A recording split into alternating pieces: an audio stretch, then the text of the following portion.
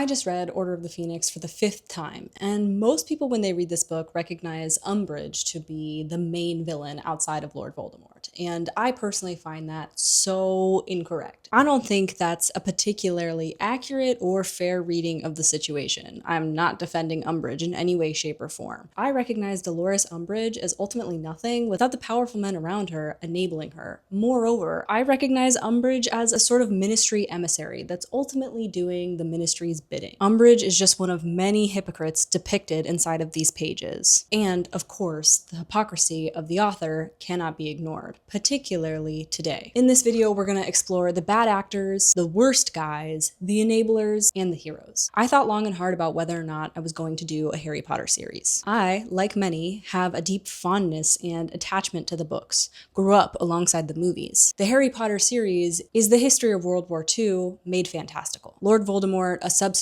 for Hitler's rise to power. His use of media and propaganda, his casual stripping of democratic institutions and human rights, quickly descending into a commitment of mass horrific atrocities. Harry Potter is about the Holocaust and the entirety of Europe's suffering. The magic employed, the characters written, the blood status depicted, all clear symbolism for past real-world events. I believe that we're at a time in history when speaking up and speaking up loudly is very important, as our education systems, our media outlets, and our rights are being threatened and revoked. If you're a woman, a person of color, a member of the LGBTQ community, you have lost rights under this administration. This administration is actively working to pass legislation that will allow them to censor and police the content that is posted online as it relates to discussion around the administration and around the events of the country, and even world news in some cases. Our right to free speech is no longer just being threatened, but stripped. Those are the reasons I ultimately decided to push forward, build the series. I certainly relish my time at Hogwarts, but I also felt I was doing something. It quelled my panic to be drawing these lines and to have others affirm that they could see those things too. Now, we must address the harm. As a member of the LGBTQ+ community, I have a very complicated relationship with JKR and her body of work. Less complicated now though, I would say. JKR in 2020 revealed herself to be a bigoted person, not just espousing bigoted and prejudiced beliefs, but directing her massive wealth and influence toward the oppression of trans individuals. I've grappled with this throughout the previous 5 videos in this series, but over this last month, things got a lot worse. JKR reposted an upskirt photo of a trans individual engaged in a public debate. That sort of behavior is not just bigoted, but actually predatory. That sort of photo implies sexual violence. JKR has maintained and seemed to believe that her views on trans individuals, which she calls trans ideology, which in itself is a dismissal of trans existence, she seems to believe that her views are legitimately about protecting women. And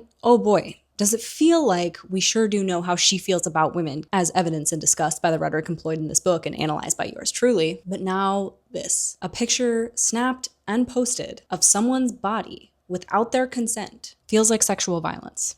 And JKR is not only condoning it, but supporting it and perpetuating it. Many folks in the LGBTQ+ community have decided to put Harry Potter to bed, to say goodbye to who we thought JKR was, the world that she built for us. The harm that she is doing is too great. HBO is releasing a series that's just a remake of the original work, which is a whole rabbit hole in itself because it sure does feel like there's a bunch of other content that we would rather see, but that's, you do the research and you decide for yourself why this series has been greenlit. You should know that if you decide to watch this series, your dollars will be going into the pocket of a person who spends that money oppressing other people with less power and privilege than her. I can't ask you not to watch it. I can only tell you that I certainly won't. That's another reason that I wanted to make this series. I wanted us to have new Harry Potter content that wasn't supporting bigotry. But if you feel you can't watch the rest of these videos in this series, I will understand that too.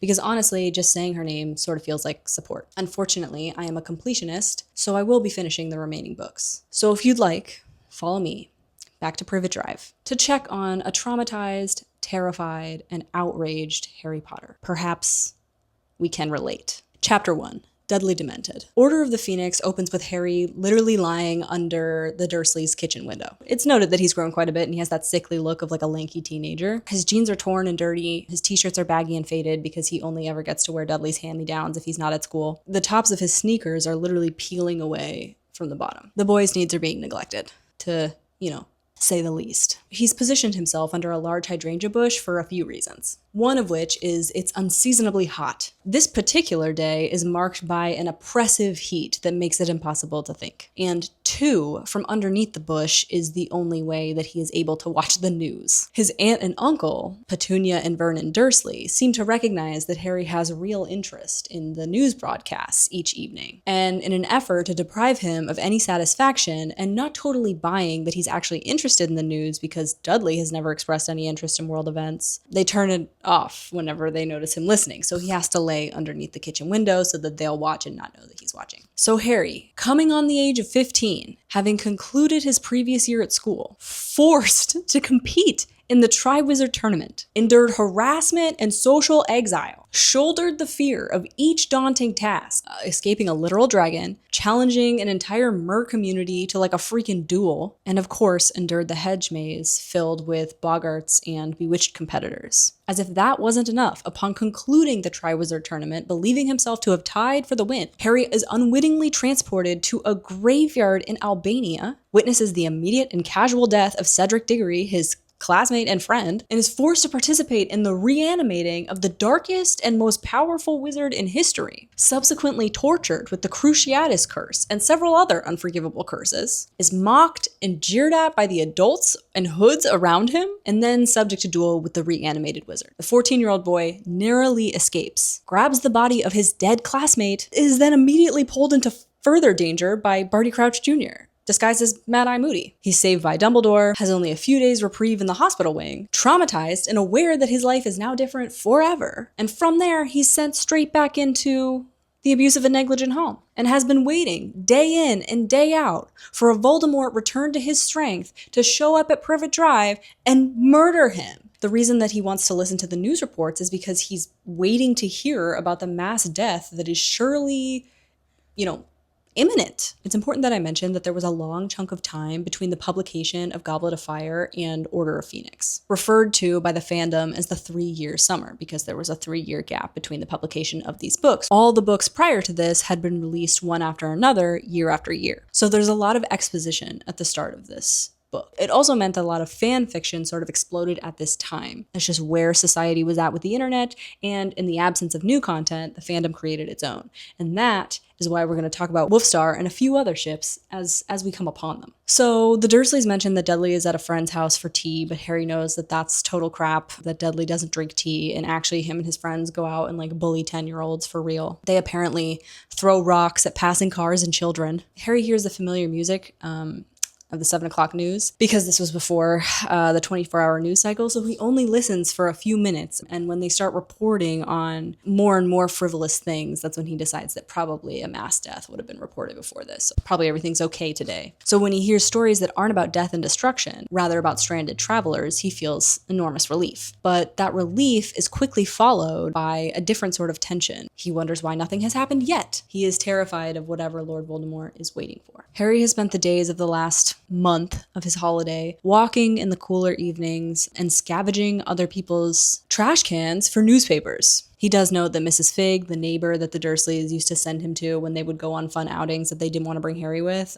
she has taken to asking Harry for tea whenever they see each other on the street, but he always declines. Harry has just decided to abandon his spot in the bushes when he hears a really loud crack right next to him. Harry jumps to his feet immediately, and as he does so, he bangs his head really hard on the top of the kitchen window, which makes another loud noise. Pulling his wand out of his jeans, he's prepared to fight, because ultimately he's been braced for an attack all summer. PTSD, but also the events, that's not a wild thing for him to think and feel. And it hurts a lot. Harry says it feels like his head is split in two. But before he can shake himself and move forward, Uncle Vernon's hands close around his throat, and Vernon is choking him from the window, from inside the house. And Vernon's yelling at him to put his wand away before anyone sees. Harry says some sort of invisible force seems to move through his body that feels like an electric shock, and it makes Vernon let go. And he doesn't seem to be conscious of it. He did not intend to do this magic, if that's what it was. Harry is not certain what caused the loud noise, but he's pretty sure that means there is someone from the wizarding world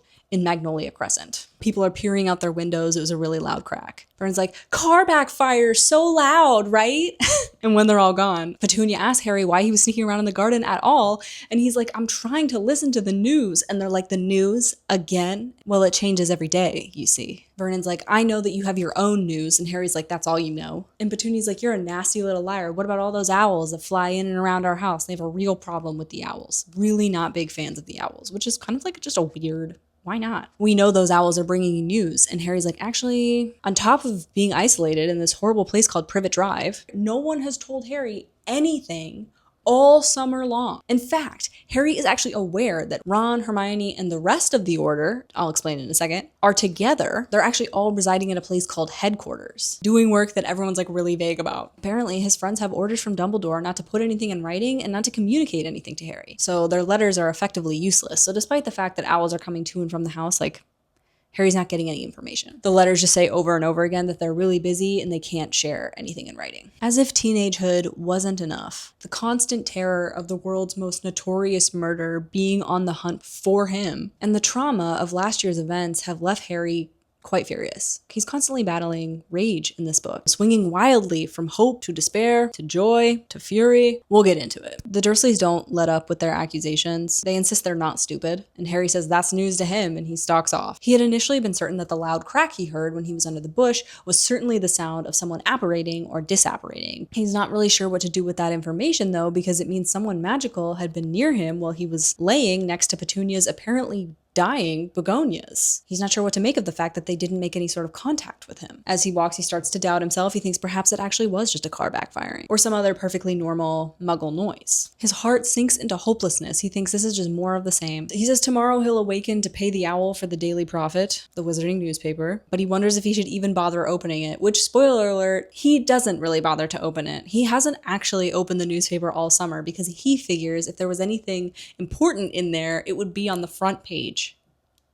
He says he merely glances at the front page these days and tosses it aside because the idiots at the Prophet haven't got anything right, and they haven't. You'll remember that the Minister of Magic, Cornelius Fudge, has dismissed Cedric's death as a mere accident of the Triwizard Tournament, and Harry as a messed up kid with a pathological need for attention, because that's who Rita Skeeter and her quick quotes quill made him out to be. The truth is that Fudge doesn't want to believe that Lord Voldemort has returned, or could ever return, chooses to instead believe in the reality that he desires, and ignore the testimony and the mounting evidence in front of him. And it seems he's managed to get the only media outlet to, adhere or print his version of events. Harry says that when these idiots do realize that Lord Voldemort has returned, it will likely be front page news. So there's really no point to reading the whole paper, you see? Harry's more of a headlines guy, and hey, that's okay. He has so many other strengths, but that is wild. Harry, open the pages, please. Though it's actually likely better for his own mental health that he hasn't opened the pages, because Hermione will eventually illuminate for us that the Prophet has been writing about him all summer, taking jabs at this 14-year-old and his traumatic past. More on this later. Harry feels extremely left out. Having gleaned that Ron and Hermione are together, he has a lot of intrusive thoughts of them having this great summer, hanging out at the Burrow, getting to ride around on brooms and whatnot. He's furious and betrayed, so much so that he threw away both of their birthday presents unopened. They were Honeyduke's chocolate, and he does regret it later. He's like, why am I not being brought in on this? Haven't I proved myself? In fact, hadn't he proven himself more capable than either Ron or Hermione? He thinks it had been him, right, that was tied to a gravestone and nearly killed. Watch Cedric murdered. Don't think about it. He revisits the graveyard every night in his nightmares, and he reprimands himself for dwelling on it in the daylight hours because he knows he's going to have to think about it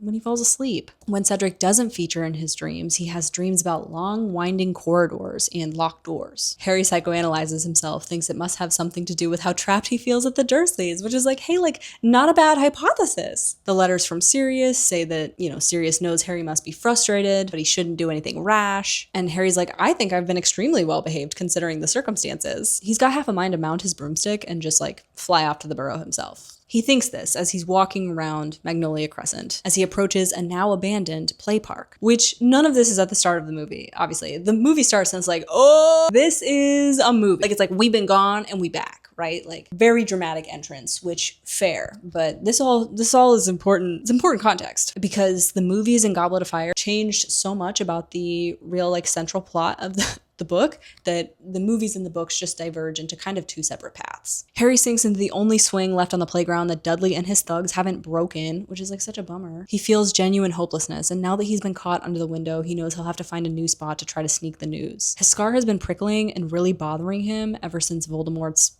reanimation. He doesn't tell anyone though. He imagines that his friends won't find it interesting anymore. They'll tell him it's expected, old news. And he's very upset. He's infuriated by the injustice of it all. No one would even know Voldemort was back if it wasn't for him. And what does he get but stuck in little whinging for 4 solid weeks, cut off from the entire wizarding world? How could Dumbledore have forgotten him so easily?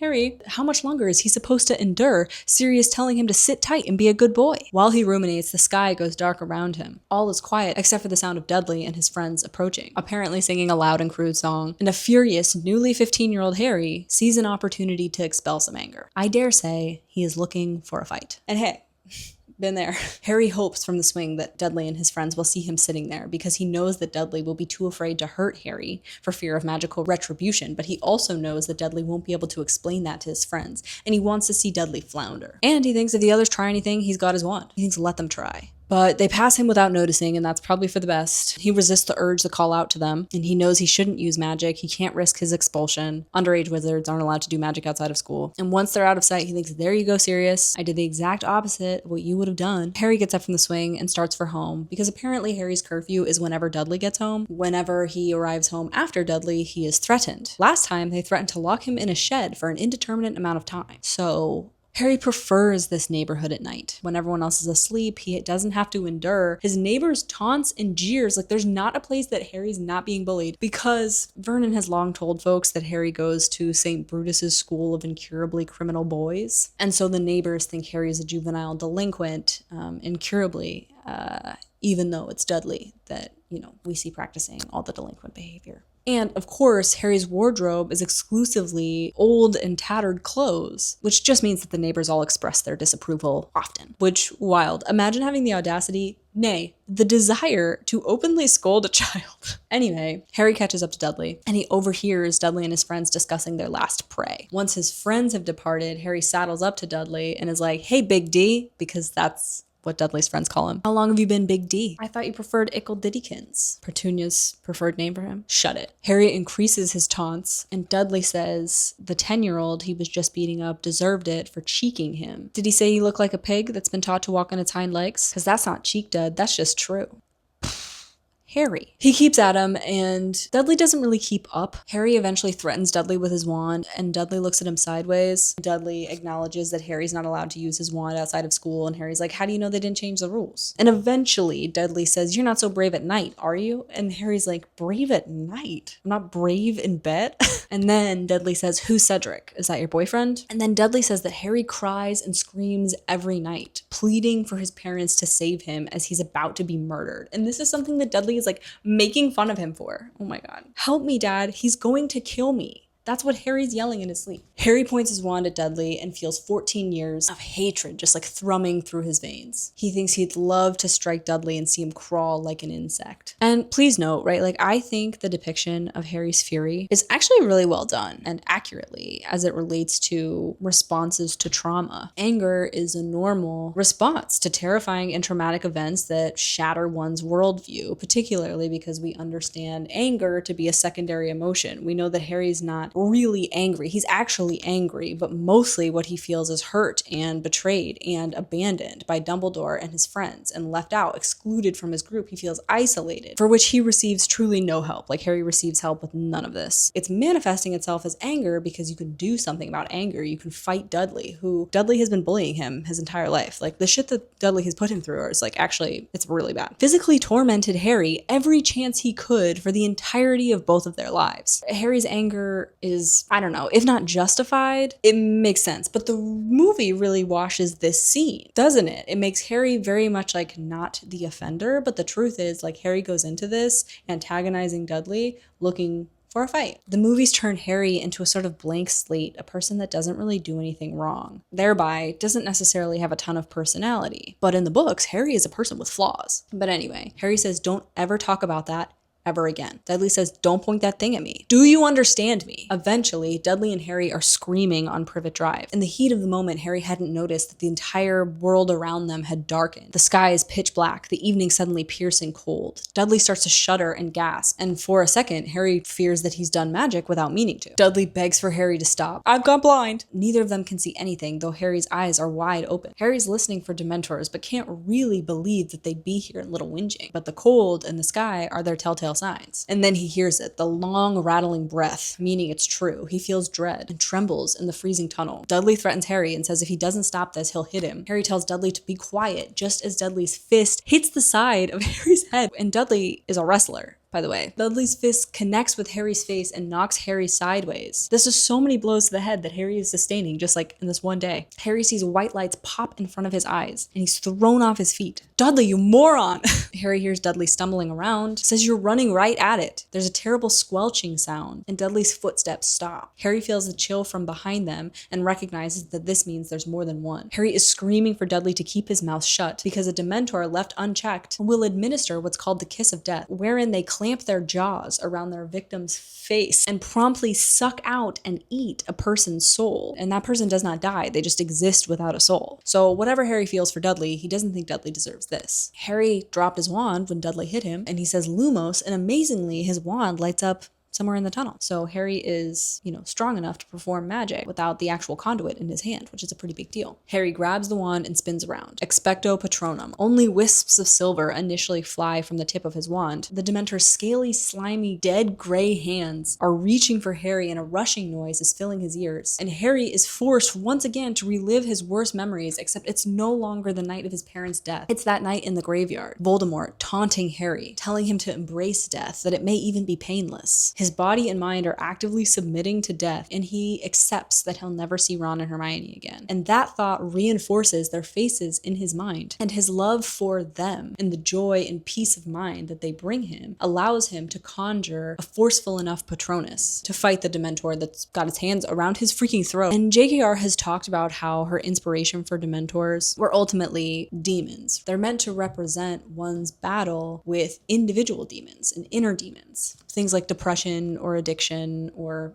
anything else that JKR considered an inner demon in 2005 or whatever. This depression is only able to be fought by summoning the love and light within oneself and projecting it outward, by focusing on and renewing memories of happiness and joy, and above all, love, which, I know, right? What happened?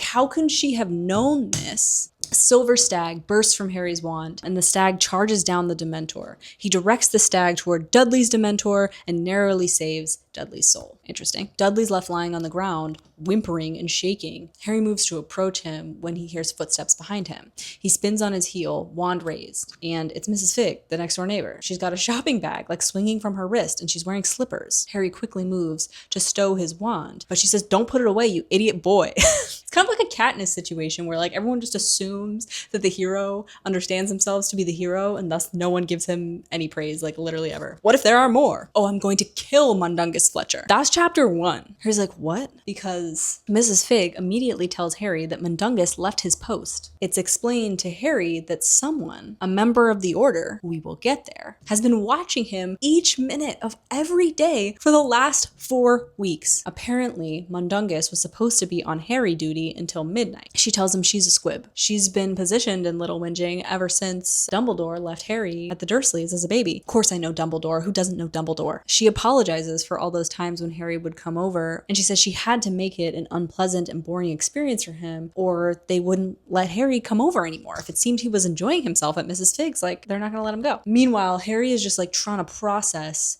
the Dementor attack, Dudley being demented, and, Mrs. Fig is apparently a witch. Meanwhile, she's screeching at Dudley to get up and move. She can't help Harry if they're attacked again, because she's a squib. So Harry and her hoist a barely conscious Dudley to his feet and drag him back to the house. Harry tries to sheath his wand to make it easier to carry Dudley, but Mrs. Fig won't let him put it away. She says there's already going to be hell to pay at the Ministry. Might as well stay alive. See how that unfolds. Mundungus Fletcher shows back up with a large apparition crack. He's unshaven and in a tattered overcoat. He has straggly ginger hair and bloodshot eyes, and there's a lot of gingers in this book, actually. JKR has red hair. Harry says says Mundungus has the look of a basset hound. Sup, Figgy? What happened to staying undercover? She calls him a useless, skeeving thief. He's like, blimey, Dementors. Mrs. Fig is like beating him with her shopping bag. Then he vanishes again to inform the order of the happenings. Mrs. Fig says this is a right catastrophe. They were supposed to keep Harry from doing any magic. And Harry's like, wait, he's been having me followed? And she's like, of course. You think Dumbledore left you on your own? They told me you were intelligent. And it's like, well, but to be fair to Harry, he has been endangered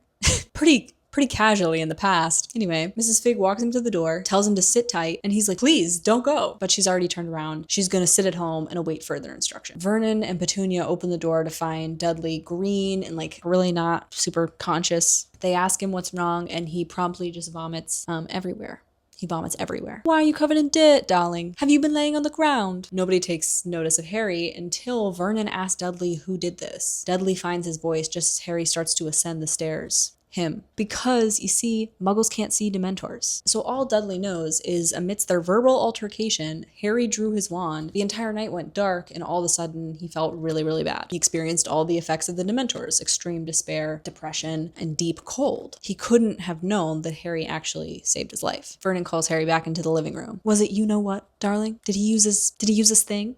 Dudley's like, yes. I didn't! Just as Harry's protesting, a screech owl swoops in through the window and delivers a letter from the Ministry of Magic. Harry grabs the letter, his little heart just like freaking pounding in his chest, and it informs him that the Ministry has received intelligence that he performed a Patronus charm at 9:23 in a Muggle-inhabited area, in the presence of a Muggle, no less. Further, decree for the reasonable restriction of underage sorcery has resulted in his expulsion. Ministry officials will be calling shortly to snap his wand. Yours sincerely, Mathilda Hopkirk. He believes it's over. He truly buys this letter. He thinks, okay, I'm never going back. I'll never get to perform magic again. Poor baby Harry, like, can you imagine? He looks up at the Dursleys and decides that he's not going to take this lying down. He's going to have to run. They will not be snapping his wand today. And that's not surprising. Harry understands the Ministry to be corrupt because he knows that Lucius Malfoy is in the pocket of the Minister of Magic, and he knows that Lucius Malfoy is a Death Eater that was at the reanimation of Lord Voldemort. So he doesn't have a ton of faith and trust in his government.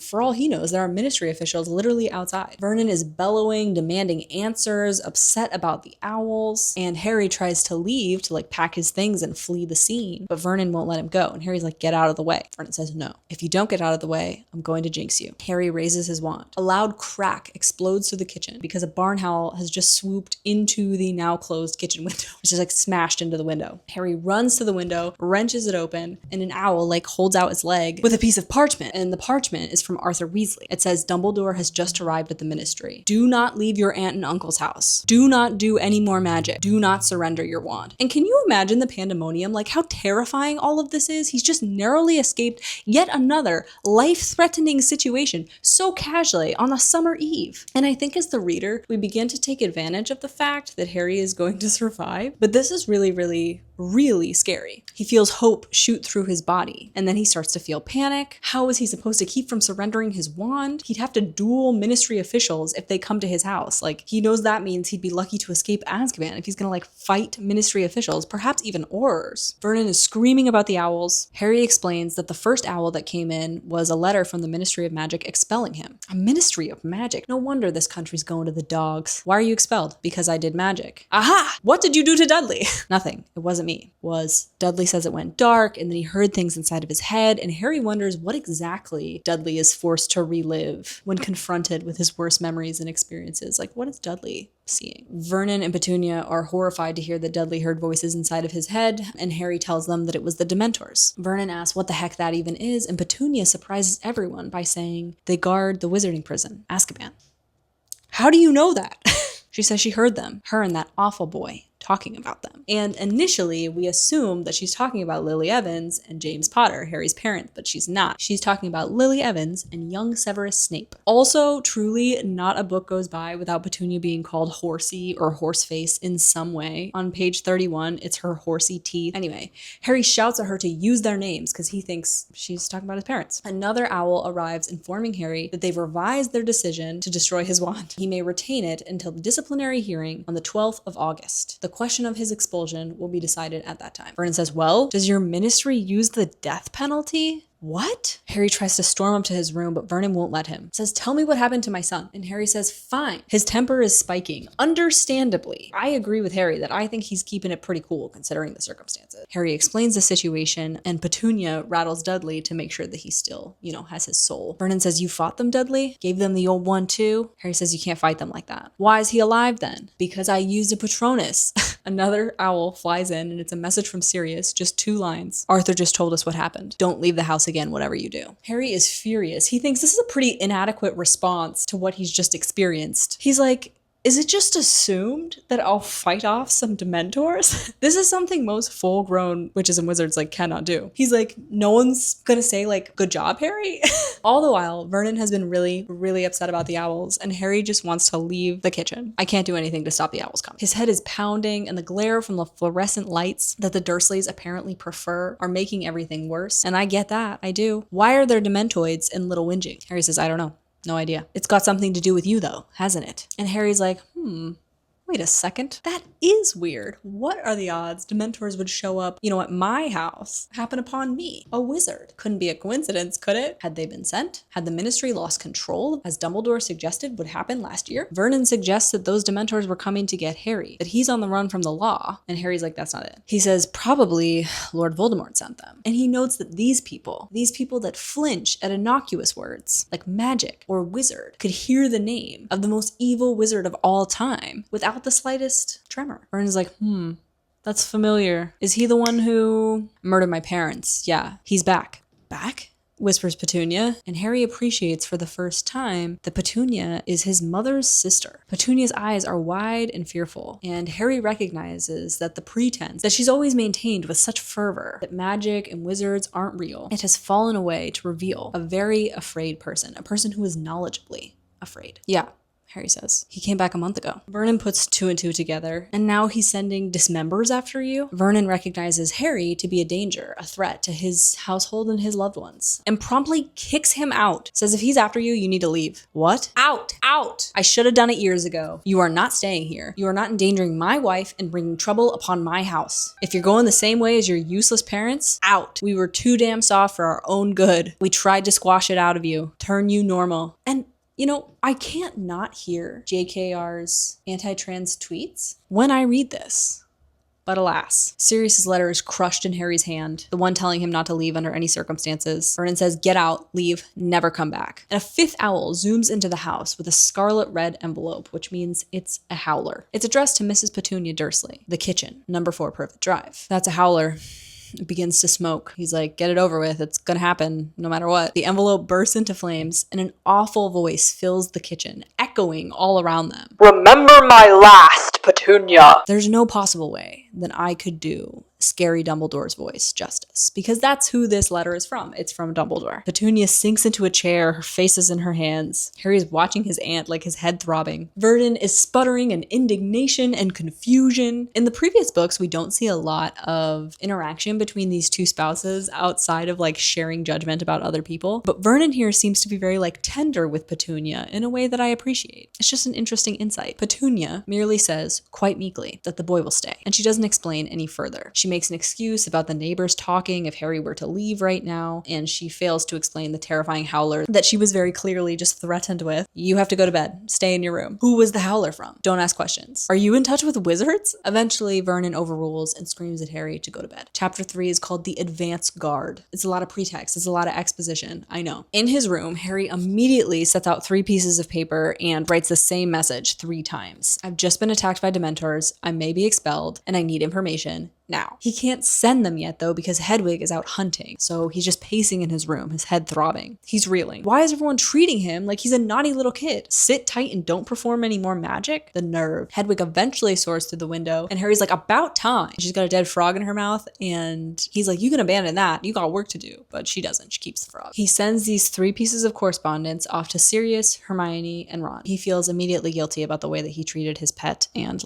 only friend here. He's like, okay, well, at least something has happened. So tomorrow I'll likely wake up to like loads of letters, with at least a little bit of sympathy or, perhaps some kudos. But that's not what happens. He wakes up to nothing the next morning. In fact, when he sent Hedwig off with the letters, he told her not to come back unless she had answers. So she can't come back. He spends the entire next day just like waiting in his room. Aunt Petunia shoves food through the cat flap that they installed in his door a few books ago, like 3 times a day. So that's nice that he's getting 3 meals. He tries to question her about the howler, but nothing. She doesn't budge. And the Dursleys avoid him. So this goes on for 3 full days. Harry just like stands in this horrible room doing nothing but pacing and just like waiting. And he just lays in bed staring at the ceiling with the thought of the ministry hearing on top of it all. He's very worried that his breach of underage magic is enough to land him in Azkaban. And so he contemplates contingency plans. Sirius mentioned he had a house, so maybe he can go there. Would he be allowed to live there alone? He's not sure. He's just like chewing on these ideas. On the 4th night, with still no return from Hedwig, Vernon enters Harry's room in his best suit and tells him that they are going out and that he's not to touch the television or the stereo or steal food from the fridge or leave his room at all while they're gone. They believe they've been invited to an award ceremony for a best kept suburban lawn competition, and the Order of the Phoenix just arranged that. Sent an invite by Muggle mail and everything just to get them out of the house so that they can go rescue Harry. And the Dursleys just leave Harry like that, just lying despondent on his bed. Time goes on and he eventually hears a crash in the kitchen and he's like, oh my god, we're being burgled.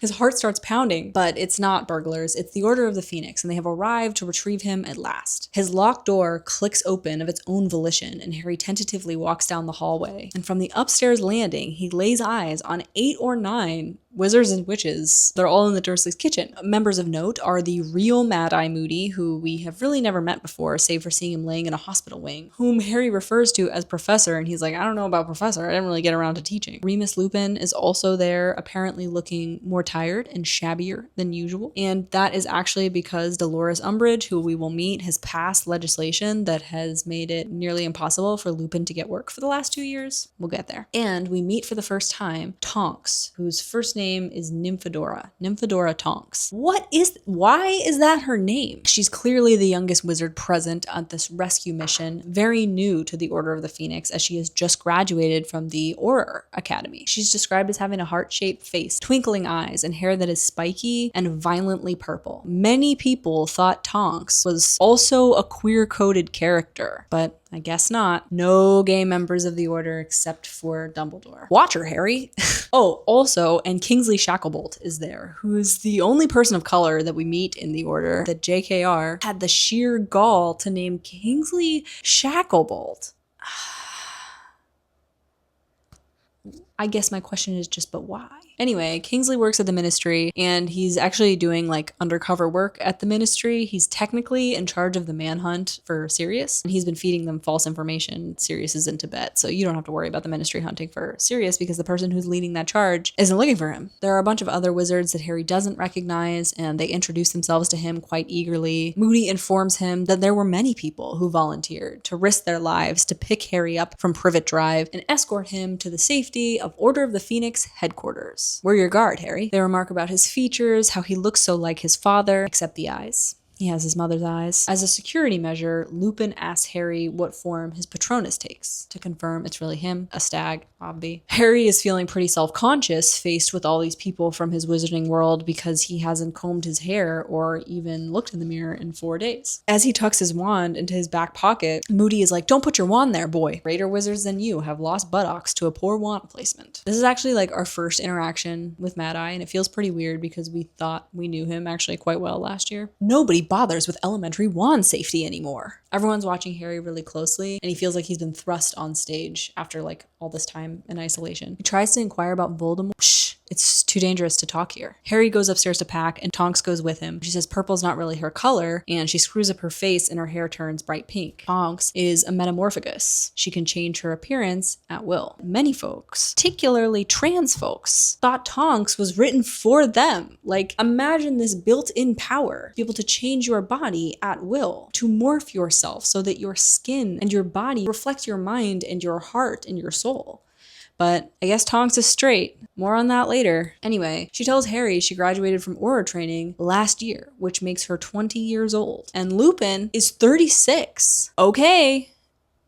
I'm just saying it feels like we're like smashing puzzle pieces in, and they technically fit, but they probably don't go there. You know what I mean? Anyway, she's super clumsy and she's always knocking things down throughout the course of like truly the other books, and is in fact responsible for the crash in the kitchen that illuminated their arrival for Harry. Harry forgets about packing with this new information about Metamorphagus and asks if he could learn to be a Metamorphagus. Tonks intuits that maybe Harry would like to hide his scar, and he says that he would. Eventually, Tonks shouts pack. All of Harry's things fly into his trunk. They grab his firebolt, the broomstick that is his pride and joy, and head downstairs. Lupin says, Harry, I've written your aunt and uncle a letter telling them not to worry. They won't. That you're safe. That'll depress them. And that you'll be back next summer. Do I have to? Mad Eye casts an illusionment charm, and it feels like cracking an egg on Harry's head over Harry, essentially turning him into a human chameleon. And Mad Eye instructs the group to stay close. Don't break ranks if one of us gets killed. And Harry's like, is that likely? Kingsley says no one's gonna die. And soon Harry is soaring on his broom, and his heart lifts to think of himself free from the Dursleys at last. They fly for quite some time through various weather conditions, and Harry has stopped enjoying the flight as his fingers are freezing, and Mad Eye keeps taking them on these alternative routes to avoid motorways and whatnot. Eventually, they dive toward a dark and unwelcoming neighborhood with grimy fronts of homes and broken windows, garbage on the streets. Where are we? Mad Eye uses the deluminator, he calls it a put-outer, to steal the light from the street lamps, and then hands Harry a piece of parchment and tells him to read it and memorize it. The headquarters of the Order of the Phoenix may be found at 12 Grimmauld Place. And Lupin tells Harry to think about what he just read, and as he does,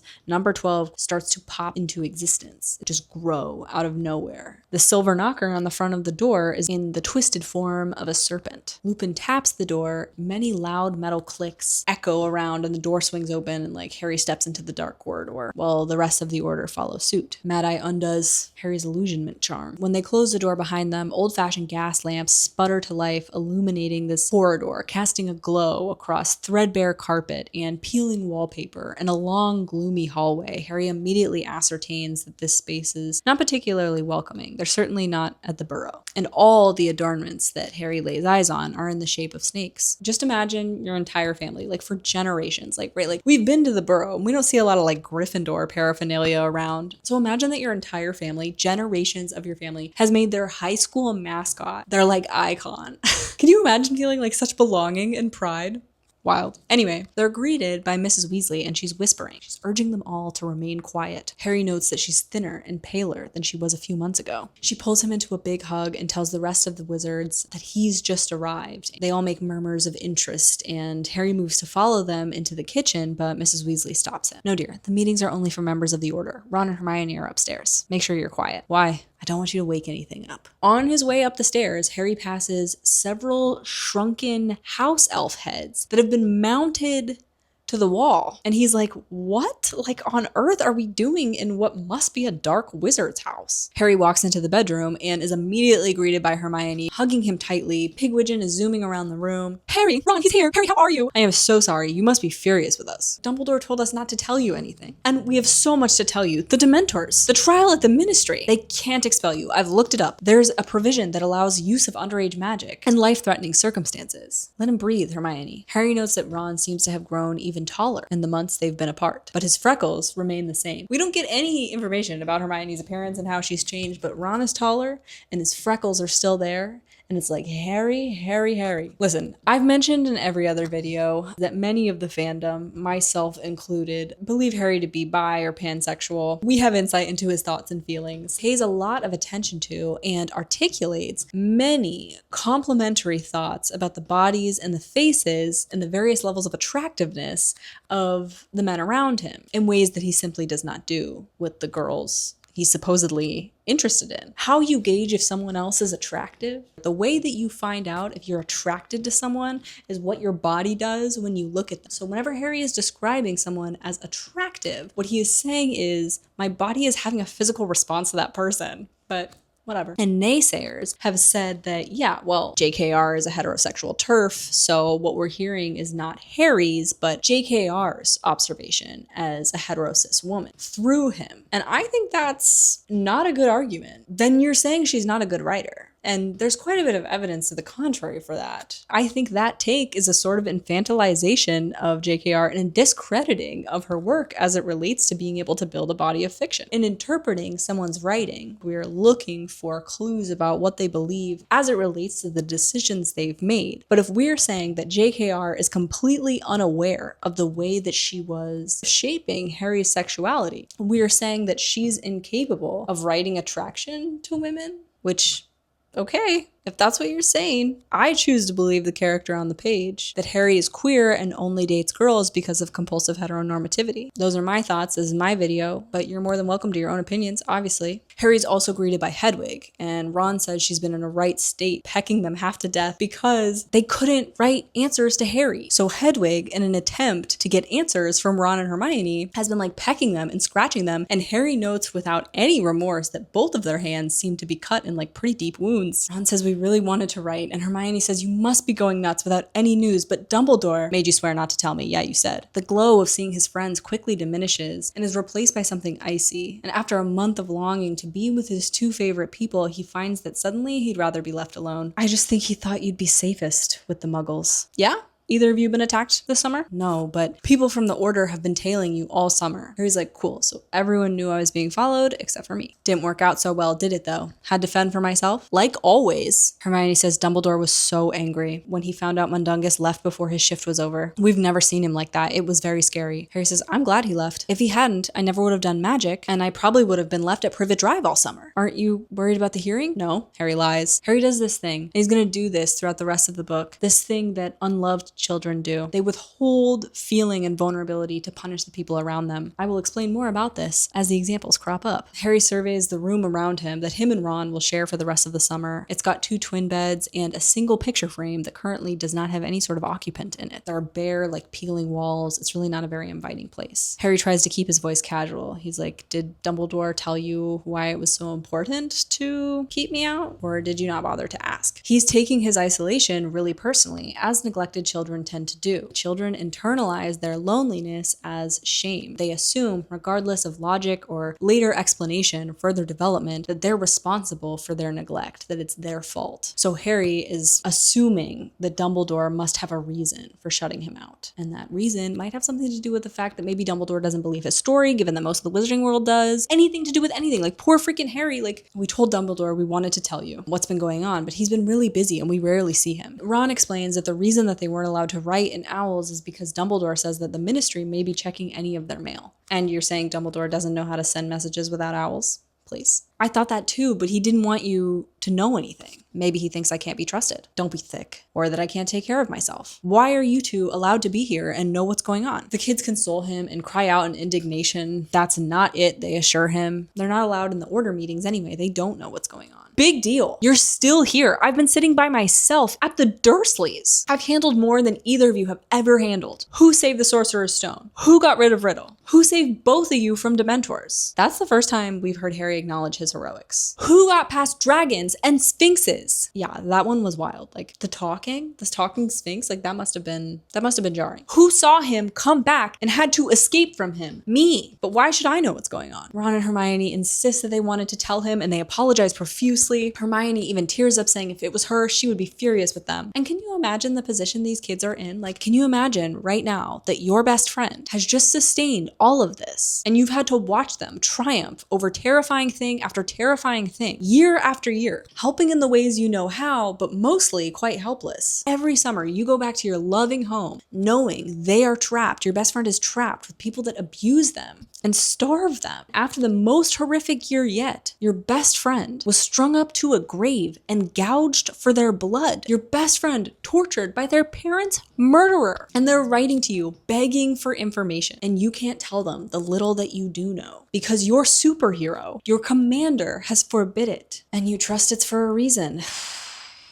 It'd be very hard. Harry's like, what is this place anyway? Hermione decides that probably the best way to get back into Harry's good graces is to just start giving him the information that he asked for. This is headquarters for the Order of the Phoenix. It's a secret society founded by Dumbledore in the previous Dark Days. Ron and Hermione don't know how many members there are, but they've met at least 20 so far. The actual building itself happens to be Sirius Black's family home. He's inherited it, even though he was disowned by his pure-blood supremacist family. All the Blacks are of Slytherin house, except Gryffindor Sirius, of course. And he inherited it because he's the last living Black. And he hates this family home because it's certainly creepy and full of dark magical objects and paintings and vibes, but also because of the childhood that he was forced to endure inside of it. More on this later. Ron and Hermione say they're not allowed in on the meetings, but Fred and George have invented these extendable ears that they use to listen outside of the door. They have intention to use one of these ears to go listen to one of the meetings that's happening right now, but Jenny comes in and quickly informs them that Molly put an imperturbable curse on the door, so there's no way they'll be able to get the ear under it. And she knows that because she's been pelting dung bombs at the door to see if they stick. So Jenny was just like, casually flinging poop around. Later, we see Mrs. Weasley. So the next time Mrs. Weasley comes in, she's going to say, Jenny, go wash your hands. They're filthy. And I just need you to have the context that from this point, Jenny walks in and says the door's imperturbable. She has poop on her hands, literal poop on her. And I just think it's important to have that context. I don't want it to jump out at you later. So just know Jenny has poop hands. Anyway, Fred, George, Jenny, Hermione, and Ron are all really keen to hear tonight's meeting, and it's really major because Snape is here for it. Git, says Fred. He's on our side now, says Hermione. We learn that Bill, the eldest Weasley brother, is also in the Order. He used to be a treasure hunter, but he's taken a desk job at Gringotts so he could be near home and do work for the Order, and Fleur Delacour are actually dating. He's teaching her English, which is another older guy, younger woman dynamic, but this particular dynamic I like a lot. I think it's hot. Speaking of hot, things start to heat up in this book. Things get a little bit spicier.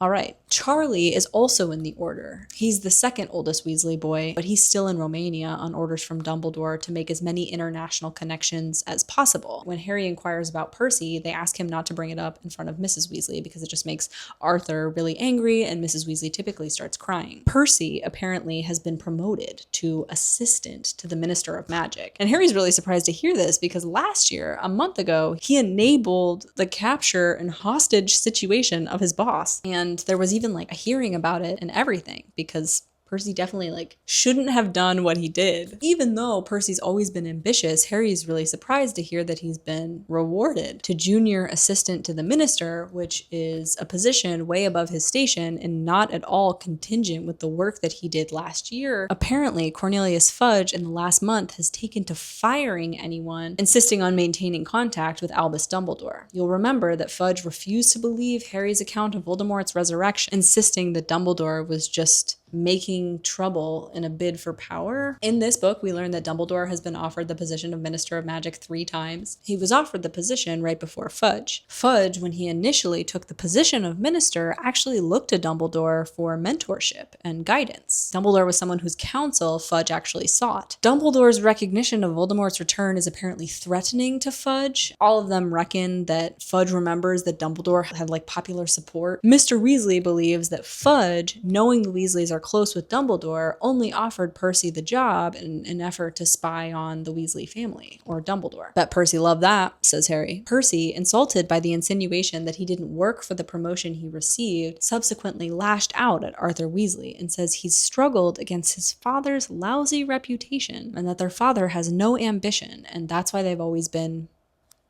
not had a lot of money. And Ron can't say the word poor when he's explaining that confrontation.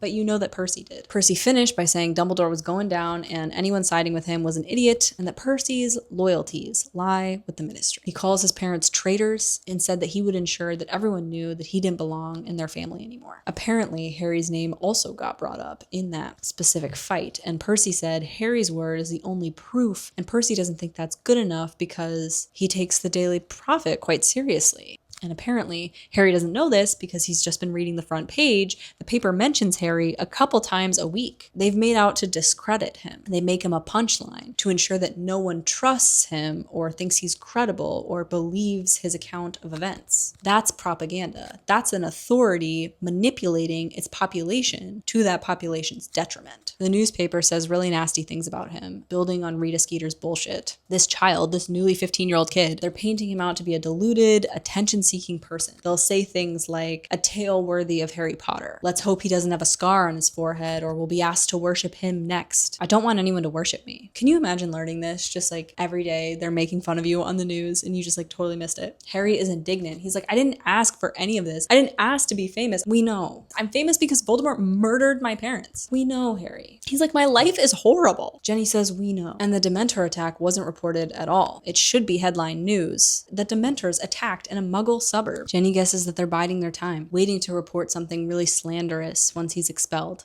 If he's expelled. But he really shouldn't be expelled. The law says he shouldn't be expelled. So if they follow their own laws, when you can no longer trust your government to follow its own laws, you can no longer trust in your safety. That's really the point of rights. Mrs. Weasley comes up and invites everyone down for dinner, says the meeting's over, and when it's just the trio left in the room, Ron and Hermione apologize once more. They really did want to tell him, but Dumbledore forbid it. Harry's insides burn with rage at the mention of Dumbledore. Next, we meet Creature. Some people call him Crutcher, but I call him Creature. He's the Black family house elf. He's quite stooped and he wears like a dirty loincloth, and that's all. Ron says it's Creature's life's ambition to have his head cut off and be pinned up there on the wall next to, his mom. What the heck am I reading? Hermione reminds them that it's not Creature's fault that he is the way he is and that they ought to be kind to him because Dumbledore told them to. Ron brushes her off, tells Harry that she hasn't given up spew. Creature tends to mumble really offensive slurs regarding the happenings in his current home and how his mistress would be in despair to see her house fallen into the hands of blood traitors and whatnot. The kids assume that Creature is so old and confused that he doesn't know he's saying those things out loud, but later it's kind of presumed that he does. Whenever Hermione is nice to Creature, like introducing him to Harry, he says something horrible about how like the mudblood is talking to Creature as if she's a friend. Do not call her that. Don't bother. Hermione always tells people not to bother when they defend her against slurs, which is sad. They walk down to the kitchen and Tonks accidentally knocks over an umbrella stand and it makes kind of a big clatter, and that awakens Sirius's mother in portrait form on the wall. She has these curtains that usually surround her, but whenever there's any noise, the curtains fly open and she starts screaming like basically the N-word. Like she's screaming the most disgusting, heinous, vile slurs that you can think of. She's described as like drooling, screaming. Her yellow face is like stretched taut by her open mouth. Whatever piece of her soul or her essence is encapsulated in the portrait hates to think that her house is being used to, fight on the side of goodness, I guess. Whenever we hear about this portrait, all I can imagine is like toddler Sirius being raised by this person. They've tried to remove her portrait from the wall many, many times, but it won't come down no matter what they do. So they just have to like whisper in the hallways always and just endure her disgusting slurs, screamed like echoing throughout the entire house. And Tonks is like apologizing over and over again. I'm so sorry. I'm so sorry. Me, I totally get it. Sirius comes out of the kitchen and screams at his mother's portrait to shut up. And when the portrait lays eyes on him, blood traitor, abomination, shame of my flesh, Sirius manages to force close the curtains and she goes quiet. And he's like, hey, Harry, meet my mom. Harry can't help but feel he was entitled to a little bit of warmer welcome than that. Sirius is like deeply depressed. He's really miserable to be stuck in his childhood home. Of course,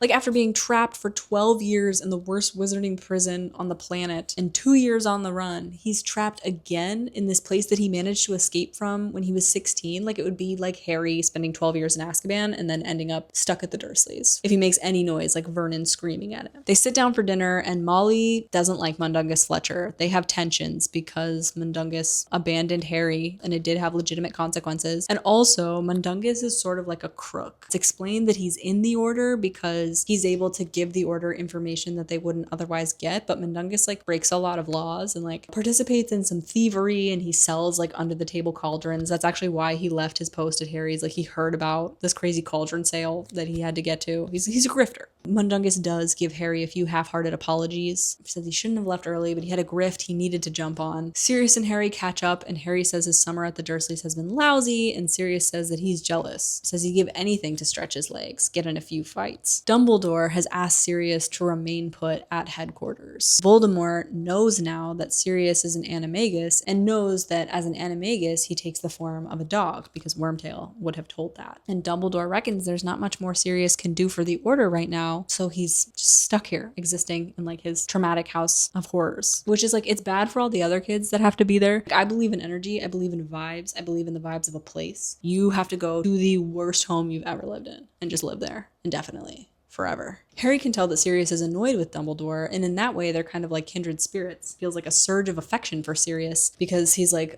somebody else that's like pissed with Dumbledore. Mundungus at that dinner inquires about several antique family pieces. There's this tray of solid silver, and it's got a black family crest on it. Yeah, it's really valuable. Fred and George are hovering the food to the table because they're 17, so they're of wizarding age, so they're allowed to use magic outside of school now, and they accidentally overfly the stew and the butterbeers. It spills all over, and Molly like shrieks at them that they don't need to be using magic for every little thing. Surprise, surprise, she compares them to their older brothers, insisting that none of them were trouble like this. Harry learns at the dinner that mostly the people that live at Order headquarters, pretty much all they've been doing all summer is cleaning. If you can call it cleaning, but really like it's intensely horrific, ridding the house of dark objects. Harry at one point in time acknowledges that what they're really doing is waging war on the house, and like the house is fighting back. Tonks is entertaining Ginny at the table by taking metamorphosis requests, and she turns her nose into a pig nose. Harry says she looks like Dudley as a girl. It's like really an overused thing throughout the entirety of the series. Whenever Harry is in a candy shop, whenever he sees the opportunity, he's like making fun of Dudley for being a pig or for being fat. So he takes these pig food jabs all year long for the first 5 years. Mr. Weasley and Bill are talking about goblins, and Mr. Weasley doubts that they'd side with you-know-who. Bill says, yeah, but if you-know-who offers them rights that wizards have been denying them for centuries, what does it matter that a few goblin families are dead? Wouldn't they take the side that's not going to oppress them? And I think the answer to that is probably yes. Also, the goblins are feeling pretty betrayed right now because apparently the Ministry covered up their department head, Ludo Bagman,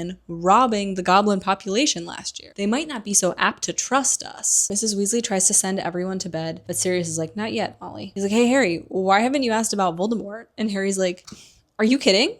Hang on, why does Harry get to know? They're too young for this information. Dumbledore told Sirius to fill Harry in on only what he needs to know. You're welcome to decide for your kids, Molly, but I'm Harry's godfather. Molly reminds Sirius that Harry is not James. Sometimes you talk as if you've got your best friend back. Harry says, what's wrong with that? Sirius says, Harry has faced as much as anyone in the Order, and if he wants to know, he has a right to. He's not your son. He might as well be. Who else has he got? Arthur, back me up, says Molly. Arthur says he thinks Harry should know the truth. And Molly tries to remove the other children from the table to the great outrage of the teens abound. But Fred and George are legally adults now. Ron insists that Harry's going to tell him anyway, so tell him you'll tell me. And Harry's like, yeah, I will. And so Ginny is the only person removed from the table. She's the only person that has to go up to bed. And it's noted that she does not go quietly. She wakes up Mrs. Black. Her screams are added to like cacophony of noise. So here's what the Order knows. Voldemort's return didn't go off the way that Lord Voldemort may have planned. The only person he wouldn't have wanted to know that he was back was Dumbledore, and Harry ensured that minutes after his resurrection, Dumbledore was informed. Dumbledore was able to assemble the Order within an hour. Ever since, they've been working tirelessly to try to prevent Voldy from enacting his plan. They believe his plan is to rebuild an army, one to rival his army last time, of witches, wizards, Death Eaters, and dark creatures. And I've always wondered what distinguishes a dark creature from a creature. And I think that distinguishment only comes from like colloquial wizard knowledge or even like de jure wizard definitions. But I don't think those labels necessarily make sense, much like many of our labels in the human species. I think the distinction between creature and dark creature comes down to whether or not that creature could intend to kill you and have a reasonable chance of doing so. Buckbeak hurt Malfoy, but he's merely defending himself from a threat. He would never like charge down Malfoy and like want to eat him. Like wouldn't just like defending themselves be true of like all dark creatures? Like I'm thinking, would a grizzly bear, whomst have been known to track and manipulate and really draw out the kill? Are they dark creatures? And giants are mentioned right afterwards if we're regarding giants as dark creatures, but we also recognize the treatment of the giants as just prejudice and bigotry. Does that mean that there are no dark creatures? Or what about dementors? Is that what makes a creature dark? Like their food chain? I don't know. These are my questions. The Order has also been doing their best to counteract the Ministry's disinformation, trying to ensure that as many people understand the threat that they are facing, which is proving quite challenging because the Ministry and the Daily Prophet have committed themselves to discrediting Dumbledore and Harry. Mr. Weasley explains that it's more comfortable for the wizarding population and the people in charge to believe that Dumbledore is plotting to overthrow the government for egotistical reasons rather than fully accept the scale of the threat. Harry's like, okay, but You're telling people, right? And they're like, yeah, we're trying, but Tonks and Arthur would actually lose their jobs at the ministry if they openly express support for Dumbledore. Just to clarify, free speech is entirely off the table. You can now be fired for your beliefs. The ministry has gone to such lengths to discredit Dumbledore. They've voted him out of his seat as chairman for the International Confederation of Wizards, and he's been demoted from chief warlock of the Wizarding High Court, the Wizengamot. There's also talk of stripping him of his Merlin's first class. And so yes, right, like Dumbledore, I think sincerely believes that he has managed to avoid power because he's not the Minister of Magic, but it's like, hey man, you're the leader of what is essentially the UN. He's the head Supreme Court Justice and the headmaster of the only wizarding school in the entire country. And it's like, my man, that's without even the understanding of his wand. You have collected power, I dare say. But Dumbledore doesn't care what they do. They can strip him of all of his positions or his accolades as long as they don't take him off the Chocolate Frogs cards. And Arthur thinks that the minister's treatment of Dumbledore is actually why there haven't been any mysterious killings on the part of Voldy. He's lying low, hoping the ministry will take out their main defender before Voldemort has to do anything. Sirius tells Harry that there's another piece, a final piece of Voldemort's plan that requires stealth. He's looking for something that he didn't have before, like a weapon. And Sirius saying like a weapon leads these poor children on a right wild goose chase, I'll tell you. Of course, information is powerful, but they're not looking for a weapon. Information can certainly be weaponized. Sirius saying like a weapon really just confuses the heck out of these kids, and they are just on the wrong track for about 600 pages. Order of the Phoenix is actually the longest book. Molly cuts Sirius off before he can say any more about this weapon, and Harry says he wants to join the order right now. After much conversation, Lupin is ultimately the person that draws the line in the sand. So when it comes to Sirius and Lupin, they seem to be taking opposite sides of the same parenting coin, if you will. But whatever. Dinner is over and the kids file out, and Mrs. Weasley tells them to go to bed without talking. But Fred and George immediately apparate into Ron and Harry's room, and they discuss what this weapon could be. Maybe it causes mass pain, but he has the Cruciatus curse for that. Hopefully our side has it. Maybe Dumbledore has it hidden at Hogwarts. But if it was a weapon, wouldn't it need to be bigger? Not necessarily. Size is no guarantee of power. Have you seen Ginny perform her Bat-Bogey hex? Fred and George have to leave when they hear Mrs. Weasley creeping around outside the rooms, making sure they're sleeping. And Ron is like, it's like she doesn't trust us at all. And it's like, but you were doing what she thought you were doing. The next day, the kids are set to work and they are clearing out an infestation of doxies using Lockhart's Guide to Household Pets. Like there's a huge infestation in the curtains in the upstairs room. And Sirius eventually joins them, and Sirius and Molly are being like kind of cordial to each other. There's a little bit of tension from last night. They had kind of the fight. There's much talk of this Bogart that everyone suspects to be in the writing desk. And Sirius comes upstairs and confirms that he does think it's a Bogart, but you know, he'll let Mad Eye know to check it out before they decide to engage with it. And I think that's a very fun place for a writer to put a Bogart, which ultimately transforms into whatever you fear, because you guys know writers, they have, you know, complicated relationships with writing. We learned that Buckbeak is still Sirius's closest companion, and he lives upstairs, unable to fly, just as cooped up as Sirius. And actually cooped up as the rest of them, because even the owls aren't allowed out to hunt at night because they attract suspicion. It's really no one's favorite summer. Day after day, it's just the kids and Molly engaging in these really dark, arduous tasks that are time-consuming and sometimes painful and require a lot of like, put your back into it. You know, a lot of grit, a lot of energy. Meanwhile, folks from the order stop by now and then and occasionally ring the doorbell, which means Mrs. Black just starts screaming, or Tonks knocks something over and Mrs. Black starts screaming. Even when they finally are able to discard certain items, Creature has been known to steal them and be hoarding them in his little nest inside the house. So he seems to believe it's his duty to undo all the work that they are doing. Fred and George update Harry on their business. All thanks to Harry, they've been able to work out some really cool new inventions, namely puking pastils. They're color-coded chews that get you out of class, so you eat one side to like throw up,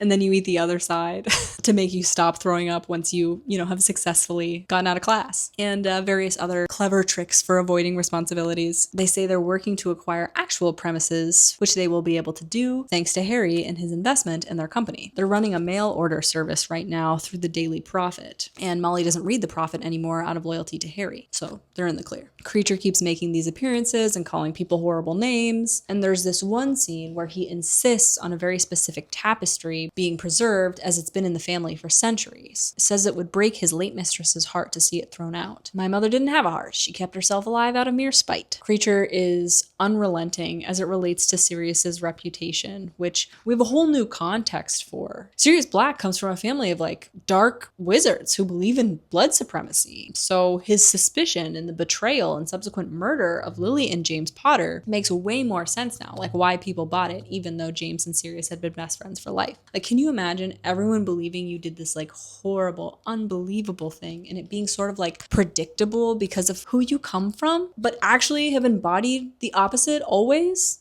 Hard. And Sirius says, keep going on about it and I will be a murderer. So like Sirius really vaguely threatens Kreacher a lot. He's often shouting at Kreacher to get out, and he's not treating Kreacher well or responsibly or with kindness, probably because he's been abused by Kreacher in his youth. Now, of course, Sirius has the power, but back then, I don't know. I get why he can't just like practice benevolence. This is the Kreacher that did his mother's abusive bidding for like his entire childhood and makes no apologies for it, mind you. So the tapestry in question is an entire genogram of the Black family line. It goes back generations. And Harry finds on that tapestry Phineas Neglius. He's a former headmaster of Hogwarts. Araminta Mellifula. She tried to get legislation passed to make muggle hunting legal. Sirius's brother, Regulus, is also on that tapestry. Bellatrix and Adolphus Lestrange, the two wizards who tortured Neville's parents alongside Barty Crouch Jr. They're in Azkaban. Narcissa and Lucius Malfoy. Draco Malfoy himself is on this tapestry. Narcissa and Bellatrix are Sirius's cousins. And Harry's like, OMG, you're related to Malfoy? And Sirius says, yeah, all pureblood families are interrelated. All pureblood families are incestuous. This is known. Okay.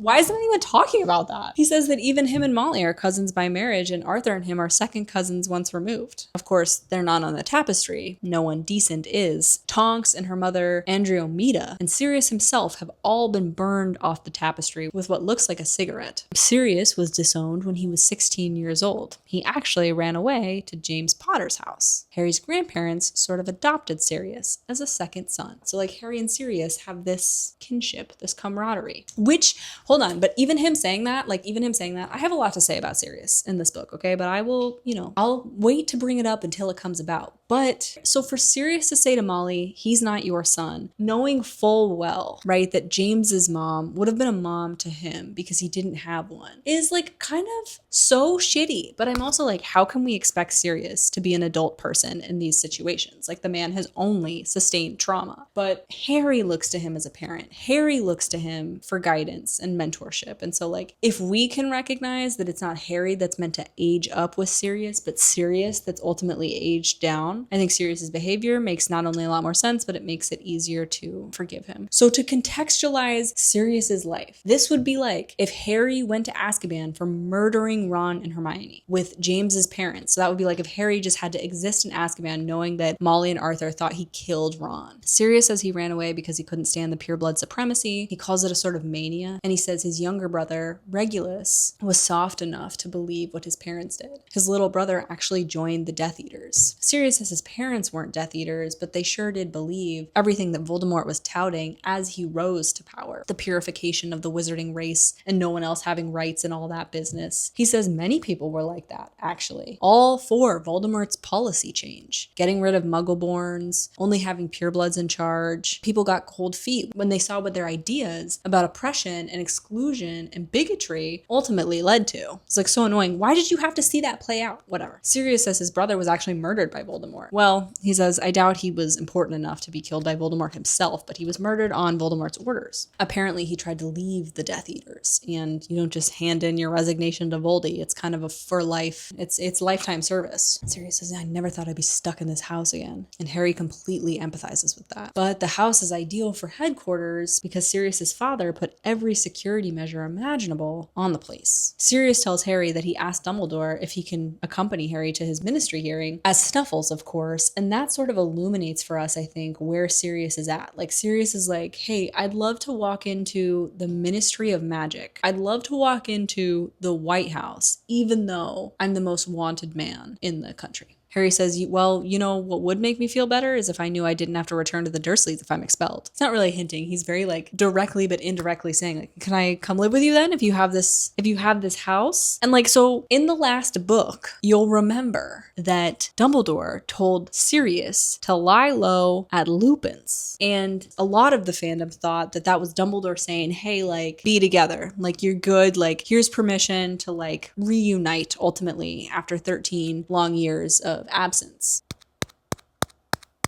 Like, why would he say that if Sirius had a whole ass house? And also, Harry is a little bit like, you asked me to live with you 2 years ago, and now here I am. I find out that you have this house where my best friends have been living. But Sirius, doesn't take the hint, only says it must be bad if you'd prefer this place. And it is. It's that bad. So after many days of hazardous tasks, Harry says this can hardly be called cleaning. They're really waging war on the house. It becomes so contentious. There are times when Sirius seizes Creature by the body and like truly just like throws him from the room. There are strangling robes, wart dust, boggarts, but Harry would rather be doing these things than doing nothing, because whenever he stops and drops his guard, he spirals into ruminations about being expelled from the Ministry and never being able to hang out with his friends again.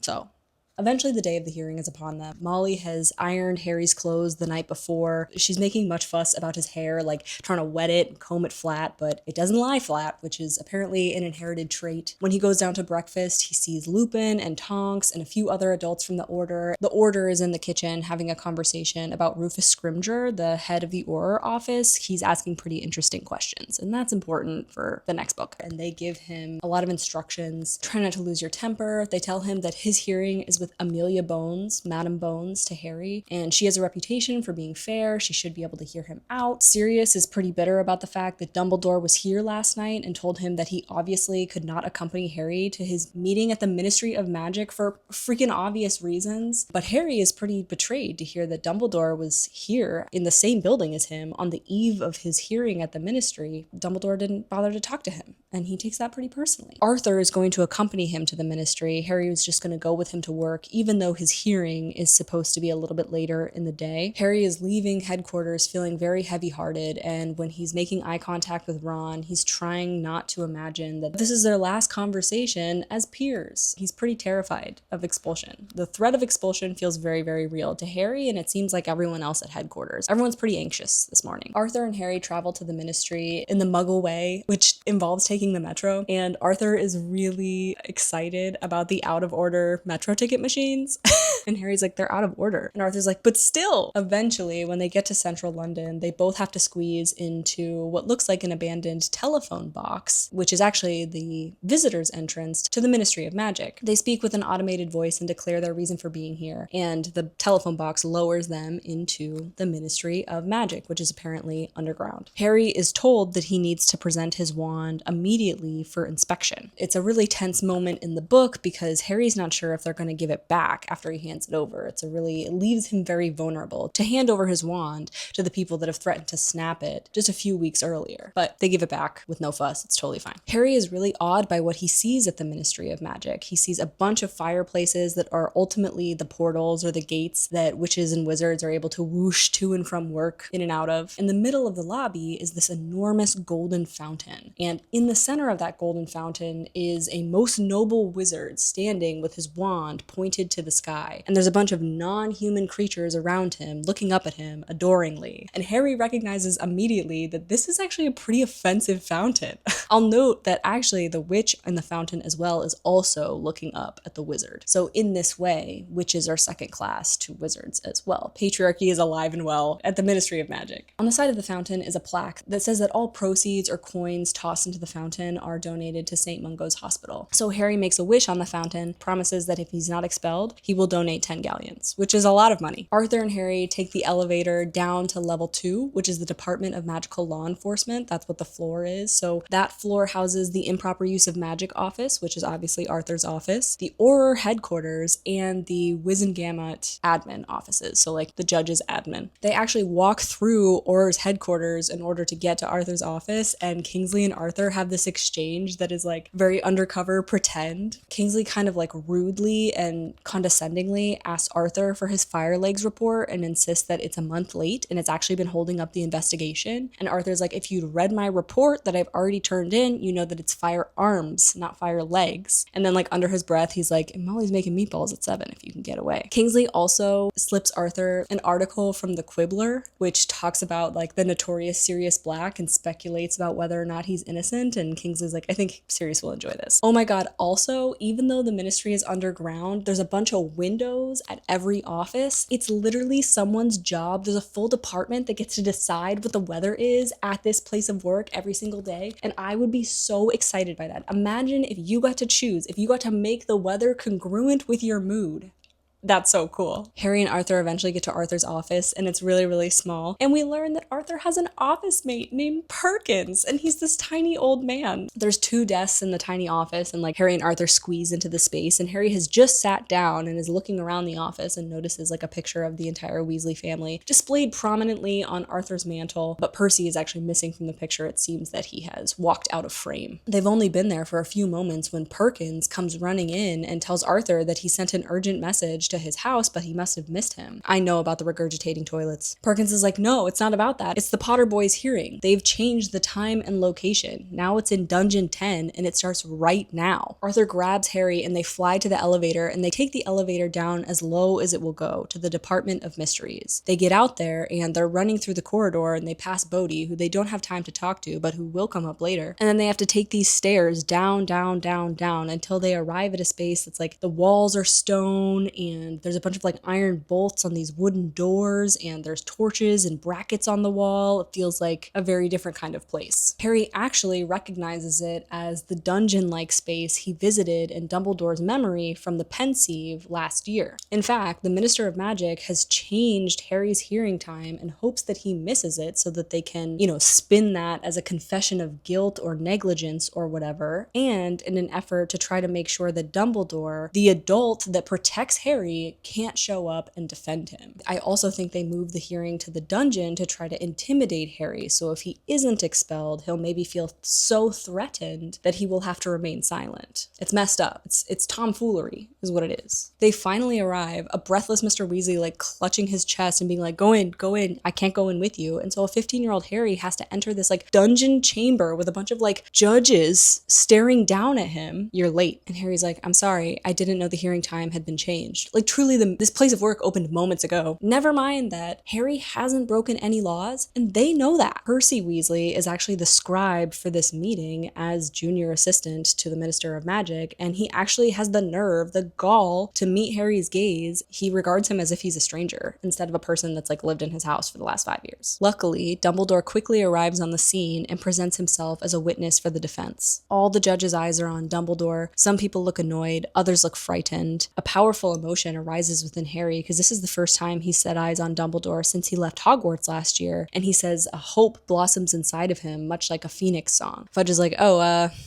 you got our message? And Dumbledore is like, nope, but I happened to arrive at the ministry 3 hours early by happy accident. So Fudge asks Harry a series of really unfair and out-of-context questions and attempts to dismiss the idea that there were Dementors in Little Whinging at all. There's also much fuss being made about the fact that Harry can produce a fully formed corporal Patronus, and Fudge is trying to get them to dismiss this. He's like, sure, the magic might be impressive, but it doesn't really matter. It's still underage sorcery, isn't it? Harry eventually has to interrupt and explain that the only reason he was producing a Patronus was because of the Dementors. And Amelia Bones does seem to be trying to parse out the truth, despite the fact that the minister is clearly trying to like squash Harry and his ability to tell his story. Amelia Bones is expressing like due concern about the fact that there were just Dementors in Little Whinging. Fudge says this is clearly the boy's attempt to vindicate himself because Muggles can't see Dementors, can they? So no eyewitnesses can testify. And I think it's really clever. It's a really clever thing to add to the canon that Dementors are invisible to humans, so we wouldn't know when they're sucking out our life force. As a metaphor for depression, it means that we can have like a more literal monster to fight, sometimes easier than just engaging with the chemicals of it all, I think. Fudge is actually disinclined to allow Harry to present a witness for his case, even though Dumbledore was like, we actually have Mrs. Fig who happened to see the Dementors at the time, but Fudge isn't interested in justice in this moment. What he's interested in is his own agenda. The only reason that Mrs. Fig is allowed to speak is because Dumbledore has to remind him of the law, which is the way that like justice and courtrooms work, right? Like that's why you get a lawyer to articulate that you're allowed to enforce the law. Eventually, they do let Mrs. Fig, a squib, speak, and Harry worries because she kind of messes up what the Dementors look like. She describes them as running when Harry's like, anyone who'd seen them would know that they don't run, like they float, they glide. But she's able to describe what it feels like to be in the presence of a Dementor so accurately that there's little doubt that they were there or that she's witnessed a Dementor attack. Fudge says the odds are preposterous that there would be Dementors in random suburb of London. Dumbledore says he doesn't think it was random at all. In fact,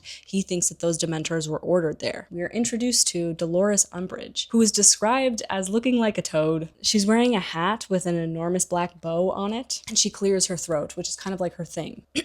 She says, excuse me, but it sounds like you're accusing the Ministry of ordering a Dementor attack on a young boy, as Dementors are Ministry employees. And spoiler alert, she's saying that because she ordered the Dementor attack on Harry. That's in the book. That's explicitly stated at the end of the book, either to like get his soul sucked out or to get him expelled because he's causing such trouble for the Ministry. And I really do believe that Dolores Umbridge believes in all the efforts she's taking. I think she thinks she's protecting something worthwhile. She believes she's in the right, even though she clearly is not. The ends justify the means sort of thing, but they don't. So the reason she's being defensive is because she's guilty, but I think in the movie it reads like she's protecting the Minister of Magic. Like they never tell us in the movie that she ordered the Dementor attack, but she did. Dumbledore says, well, perhaps these particular Dementors were actually outside of Ministry control, and it seems like that's what Dumbledore believes. Fudge explains that no Dementors are outside of Ministry control. It's implied that Dumbledore thinks that Voldy sent these Dementors. Well, then I expect that the Ministry will be making a full inquiry as to why 2 Dementors were so outside of their jurisdiction. Fudge says more bullshit about how Dementors aren't the subject of this hearing, but Dumbledore argues that they are highly relevant because that is why Harry performed the underage magic. Fudge says this boy has a habit of using underage magic outside of school. He references the hovering charm in year 2. That wasn't me. It was a house elf. A house elf, please. You're always trying to cover up your misuses of magic. Dumbledore says the house elf is currently an employee of Hogwarts School and he can be summoned here to testify in a moment. Fudge doesn't seem inclined to press Harry about the blowing up his aunt incident, and I wonder if that's because he himself covered it up. Like maybe that was corruption? I don't know. Dumbledore states it plainly. He says, I'm so surprised at this corruption. Apparently in the 3 weeks since I've been asked to leave, it's become routine to hold a full-scale trial for something as simple as underage magic. The eventual verdict is that Harry is cleared of all charges. More than half the vote is in his favor, but many folks did not vote to clear him of all charges. And Dumbledore, without ever making eye contact with Harry, sweeps from the room. Harry is left stunned in the chair. No one dismisses him. He's just like, can I go? He ends up leaving at the same time as the minister and Percy walks by his dad without saying anything. Soon it really sinks in that Harry will be allowed to return to Hogwarts, and he's not in fact expelled. All of a sudden, finds everything about the wizarding world pretty amazing and lighthearted again, and he asks Arthur about the regurgitating toilet situation, and Arthur's like, it's not so much the charm that needs to be performed. It's really not about the vandalism, as much as it is about the spirit behind it. Muggle baiting may seem all fun and games, but it reflects something much darker. Well, if it isn't Patronus Potter, says Lucius Malfoy, who has walked up to Harry right now. Harry is like, I cannot believe that Malfoy has the balls to look me in the eyes right now. When Harry himself witnessed him, be decloaked as a Death Eater and, humiliated at the hands of Voldemort, Harry's like, are you serious? He's like, I can't believe you're standing in front of me acting like I don't know who you are. The minister was just telling me about your lucky escape. Harry's like, yeah, I'm good at escaping. What are you doing here, Arthur? I work here. And Malfoy's implication is that Arthur isn't important enough to be in the Department of Mysteries. The minister embraces Lucius Malfoy, who we know to be literally a committer of hate crimes and aligned with a murderer. He walks off with the Minister of Magic and his pocket full of gold clinks, and it's implied, right, that the minister is in Malfoy's pocket. So Lucius Malfoy is paying for the time of the Minister of Magic and is paying for the Minister of Magic to act in accordance with his agenda. Gets him in with the right people, delays certain matters, gets favors. On his way out of the ministry, Harry eyes the fountain once more and dumps his entire wallet into it. When he gets back to headquarters, Ron is like, I knew it! Hermione's like, of course, they had no case against you, not at all. Harry's like, everyone seems quite relieved, given they all knew I'd get off. Everyone celebrates and Molly feeds Harry lunch. Ron says, of course though, with Dumbledore behind you, what were they gonna do? Harry thinks it would sound slightly ungrateful if he were to be like, yeah, but I wish he had talked to me or even looked at me. And when he thinks this, his scar burns intensely. When his friends notice him wince, he tells them not to worry about it and that it happens all the time now. Sirius's mood seems to plummet now that it's clear that Harry will be returning to Hogwarts. Hermione says that Sirius is being selfish. She says maybe he wanted the two of you to be outcasts together. And the boys protest and defend Sirius, but Hermione says thinks that Sirius is confused about who Harry is, James or his godson. After 14 years of having endured what he has, fair. She reckons that Sirius has been lonely for a really long time, and the prospect of Harry being with him, now that that's lost, it makes sense that he's mourning that. They spend the rest of the summer doing the terrible cleaning, and Ron says he feels like a house elf. And Hermione's like, okay, well now you understand how terrible their lives are, maybe you'll put more time and attention into Spew. And Ron says, I will sponsor you to shut up about Spew. Harry is getting so excited to return. He hadn't let himself hope to return to Hogwarts when it wasn't a sure thing, but now he finds that all he can think about is to play Quidditch and to see Hagrid and even to walk across the vegetable patch. He also concedes that living at the headquarters for defeating Voldemort is not nearly as exciting or interesting as you would assume. He's getting very anxious to leave this like dusty, musty house. On the very last days of summer, much later than previous years, the kids receive their book list. Only 2 new books this year, meaning that Dumbledore has indeed found someone to teach defense against the dark arts. Also within their book lists have come letters. Both Ron and Hermione have been assigned the role of prefect this year. It's quite an honor. Harry is stunned by this because if he's honest, he would have assumed he'd have gotten the job over Ron. But when he's being truthful with himself, he has never expressed this as an ambition before, and it really didn't even cross his mind that this could happen. When Ron opens the badge, everyone is pretty shocked. No way, whispers George. No one in their right mind would make Ron a prefect, says Fred. And Harry gets a sort of mean satisfaction out of this because it's a jab at Dumbledore not being in his right mind at a time when Harry is pretty upset with Dumbledore or is feeling really concerned that Dumbledore is upset with him. And it also undermines Ron's achievement, which everyone thinks should have gone to Harry. Ron shows Harry his badge, so he hands it over, and Harry's got it in his hand when Hermione happens to come into the room, also with a badge. I knew it would be us! Congrats, Harry! And Harry's like, it's not me, it's Ron. It's Ron, it's Ron. She's like, Ron? My name on the letter.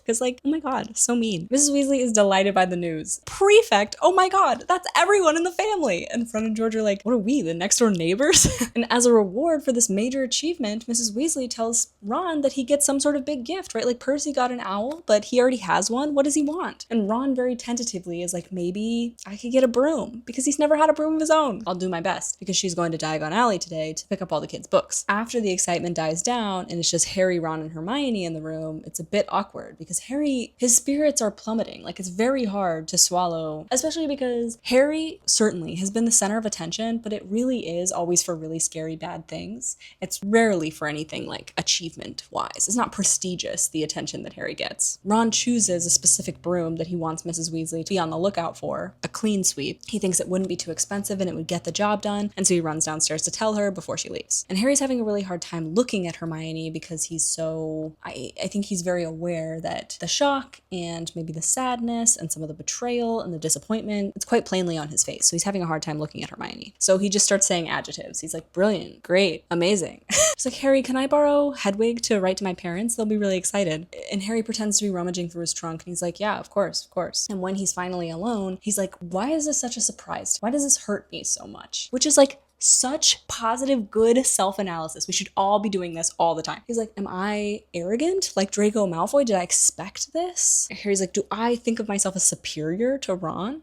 Aren't I superior to Ron? He's like, well, I'm better at Quidditch, but not much else. And Ron and Hermione were with me a lot of the time when I did those exceptional things, but not all the time. He grapples with this sadness, but he works through it. He eventually arrives at this space where he's like, am I really going to begrudge Ron this when he's beaten me at something for literally the first time ever? By the time Ron gets back, Harry's not feeling so jealous, and he's able to congratulate him in earnest. I never thought it would be me, says Ron. Maybe an apology? And Harry's like, nah, I've caused too much trouble, echoing Fred and George. Harry notices that Ron is kind of like precious about his badge. He wraps it carefully in his trunk, and then he moves it into more of like a position of prominence, and then he puts it in his pocket, and then he takes it out, and he just like looks at it, and he's just like fiddling with it a lot because he's excited. Much of the order comes to dinner that night. Tonks, Lupin, Kingsley, Mad-Eye, a really large crew. And there's a large banner over the kitchen table that says, congratulations, Ron and Hermione, new prefects. They're having more of a party than a dinner, and everyone's kind of exchanging stories about becoming prefects or not becoming prefects and Hogwarts days and so on and so forth. We learn that Tonks was never a prefect because she was always a rule breaker. And of the Marauders, it was Lupin that got the badge, and Lupin suspects that perhaps Dumbledore thought he could, rein in his friends. More on that later. My God. Harry is really cheered up to find that his dad wasn't a prefect either. Ron is talking to anyone he can about his new broom, not to 70 in 10 seconds. It's not bad, is it? Like, his best friend has exclusively flown the top brooms that exist on the market. So you can understand why he's both proud of his broom and also has worries about the inferiority of it, right? He can't be amazing broom because Harry's got basically a freaking Ferrari. Okay, Hermione's talking to Lupin really earnestly about elf rights, trying to compare the prejudice that elves face to werewolf bigotry. Molly is insinuating that Bill's hair would look so much better shorter, wouldn't it, Harry? Don't you think? Mundungus has smuggled Fred and George some venomous tentacula seeds for their next product idea. They let Harry in on an otherwise conspicuous conversation because he's their financial backer, and Harry worries that Molly will find out he's their financial backer because Molly really does not approve of Fred and George's ambitions to be owners of a joke shop. And he wonders if she would still think he's as good as her son if she found out that he was supporting Fred and George's ambitions, because Harry thinks love is conditional. He thinks he has to earn it, which is why he's so perturbed by Dumbledore's abandonment, his sudden absence or withdrawal. He thinks that being unloved is personal. Maybe Dumbledore's disappointed that Harry didn't save Cedric. Maybe Dumbledore feels that it's Harry's fault that Cedric died, because Harry certainly feels that it's his fault that Cedric died. Anyway, he worries Molly won't love him if she finds out that he gave her kids money.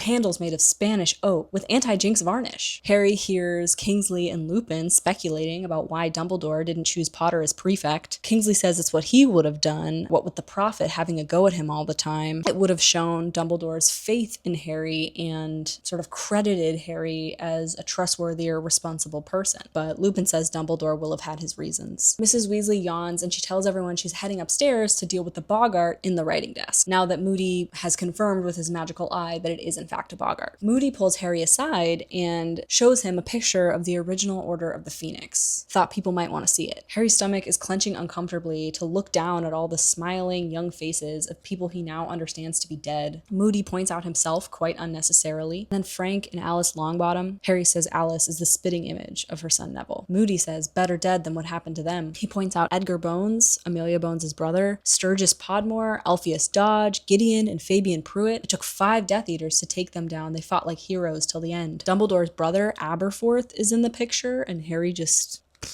Sirius standing next to him. Harry's heart clenches, his mother and father beaming up at the camera, standing on either side of the watery-eyed man that we know as Wormtail. Harry deduces that Moody thinks he's given Harry something of a treat, a glimpse into the past, when really Harry feels like he's just been punched in the face. Harry escapes from the conversation and is like, nobody would want that. How can he be that tactless? What the hell? No one would want their dead relatives sprung on them like that. All those happy faces, oblivious of what was to come, the torture and the killings that they would endure before they died. Harry is quite insulted and found it assaulting, really disturbing. He's headed upstairs to escape the convo when he hears someone sobbing, and soon he arrives at Mrs. Weasley sobbing by the writing desk, and the dead body of Ron is laying in front of her. Ridiculous. Suddenly, there's a loud crack, and the dead body is Bill. Ridiculous. A dead Arthur. Ridiculous. Dead twins. Ridiculous. A dead Harry. Harry's just standing there, watching the only family he's ever known flash by. Lupin eventually comes to the rescue, and Mrs. Weasley sobs into his shoulder. Lupin takes care of the boggart and comforts Molly, says it's just a boggart, it's not real. She says she dreams about it all the time. She sees them dead all the time. She says, oh Harry, what you must think of me, to not be able to handle even a stupid boggart. But with half the family in the Order, I just worry. What if something dreadful happens? And we haven't made up with Percy. And if something happens to me and Arthur, who will take care of Jenny and Ron? It's horrible to know that she's just plagued by this every single day. Lupin says, that's enough. This isn't like last time. We're more prepared. And Lupin says, Molly, if anything happens, it's not like we'll let Jenny and Ron go hungry. And I want you to remember that. Exclamation point. about what Lupin would do, how Lupin would be there for an orphaned kid. Just remember that. When Harry tries to sleep that night, each of the dead Weasley bodies flashes through his head. His scar starts throbbing, and he can't believe that hours ago something like prefect seemed important to him. Also, Harry's body flashing amidst Molly's other family members does confirm for Harry that she really does think of him as a son. Those weren't just words. The next morning is chaos with all the kids trying to pack and leave for Hogwarts. Mrs. Weasley is yelling at the twins for doing magic because they've like floated their trunk down the stairs, and it actually like hits Jenny in the face and she's like knocked down 2 flights of stairs. Like the things that, you know, poor Jenny has endured. But that ruckus wakes up Mrs. Black and she starts screaming her slurs, so it's like a really loud morning. Harry isn't allowed to go to King's Cross without a guard, so Harry, Mrs. Weasley, and kind of stowaway Sirius as Snuffles will be going separately. They're meeting Tonks at like a bus station. She's disguised as an old woman. Sturgis was supposed to guard, but he doesn't show up. Mad Eye says he's going to report him to Dumbledore because that's the second time he's blown off duty. Important later. They all say their goodbyes and the kids board the train. As the whistle blows, Sirius jumps up on Harry, like 2 paws on Harry, and Molly's like, Sirius, get down. Can you like act more like a dog, please? Sirius ends up running alongside the train to the delight of many of those boarded on the Hogwarts Express, and Lee's like, cool dog, Harry. I didn't know you had a dog. It's a huge dog. Train turns the corner and Sirius is gone from view, and we are on our way to Hogwarts. He shouldn't have come with us, says Hermione. Ron says, lighten up. He hasn't seen daylight in months. Fred and George clap their hands and say they've got business with Lee, so they gotta go. And Ron and Hermione awkwardly tell Harry that they can't sit in a train compartment with him because they have prefect duty. They have to meet head boy and head girl to learn about how they're supposed to be patrolling the carriages or whatever. Ron is like, I'm not enjoying this, just so you know. I'm not Percy. I'm like, how sad is that? I know you're not, says Harry. Once they're gone, Harry feels a sense of acute loss because he's never ridden the Hogwarts Express without Ron. That's going to be something that comes up throughout the entirety of the book, is Harry anticipating Hogwarts being this home and it ultimately being different than it ever has been. Harry walks the full length of the train and can't help but notice that everyone is looking at him and whispering. Many of them are pointing and like nudging their friends as he passes. He ends up in a compartment with Neville Longbottom, Ginny Weasley, and Luna Lovegood, who Ginny introduces to Harry as Loony Lovegood. That's what people call her because people think she's crazy. She's a 4th year. She's in Ravenclaw, and her and Jenny have classes together all the time. Luna has straggly, waist-length, long blonde hair and is reading a copy of The Quibbler upside down. That looks odd, but they put like little quizzes and stuff inside of the publication, so it's like not that. It's not like she's reading upside down. She has her wand behind her ear for safekeeping, and that's so cool. That's where I would keep mine. Luna says she knows who Harry is, but she doesn't know who Neville is, and Neville introduces himself, and he's like, I'm no one. But Jenny's like, no, he's not. He's someone. This is Neville. And Neville shows them all the birthday present he got from his grand this year, which is a funny looking plant. It's called Mimbulus Mimbletonia. Harry's like, cool. Does it do anything? You'll remember last year with the Scroots, Neville said the same thing to Hagrid. Okay. He's like, yeah, it does. Watch this. And he dumps Trevor into Harry's lap, his toad, and he goes to poke the Mimbulus Mimbletonia with a pen.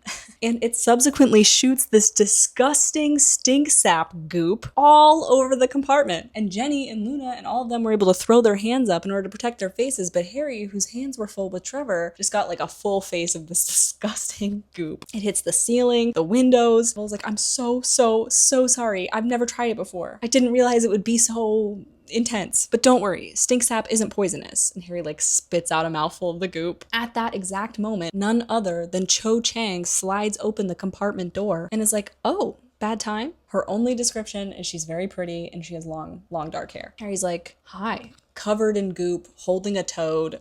And she's like, oh, all right, well, bye then. And she leaves.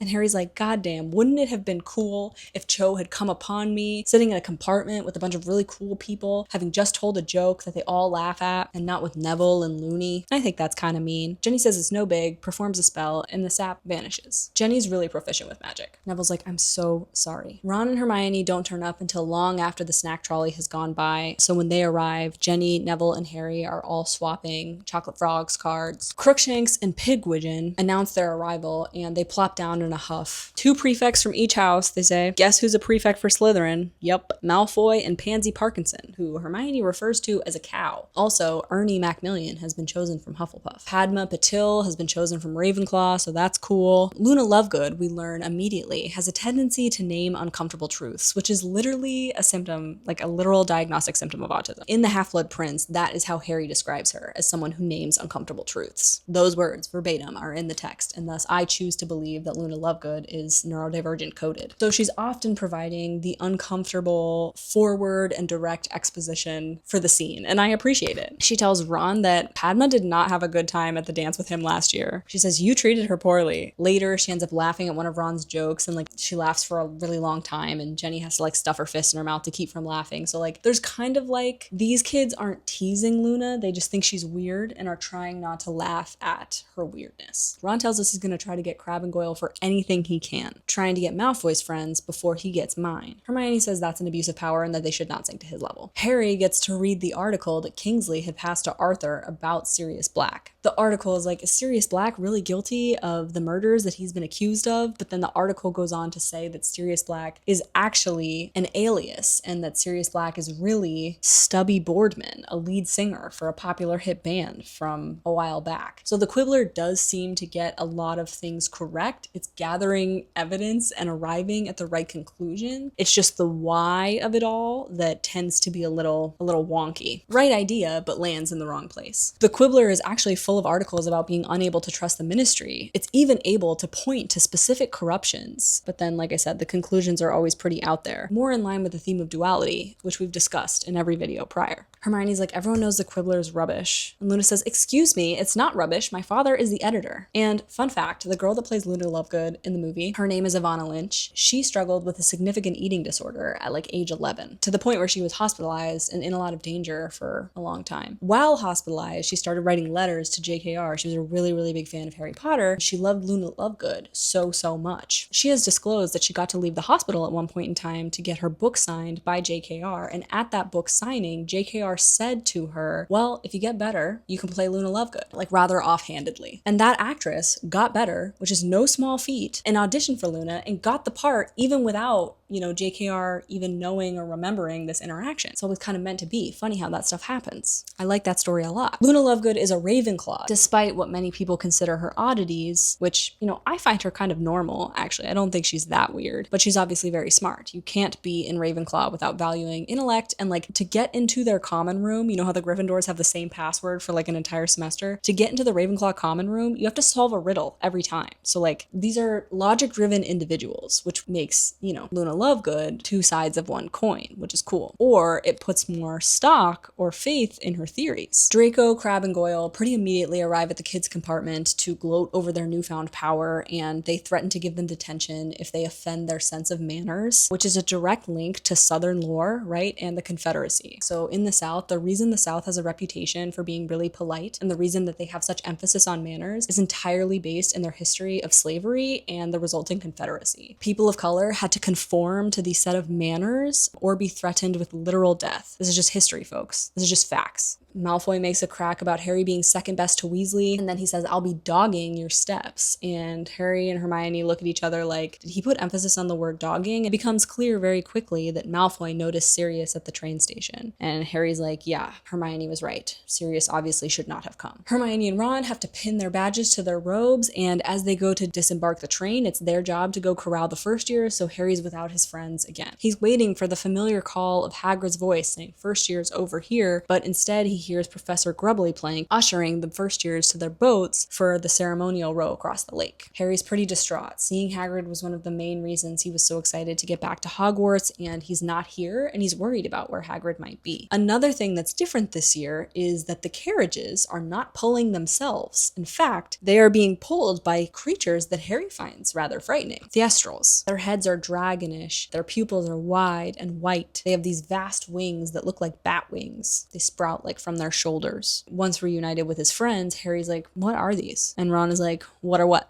The horse things pulling the carriages. Ron's like,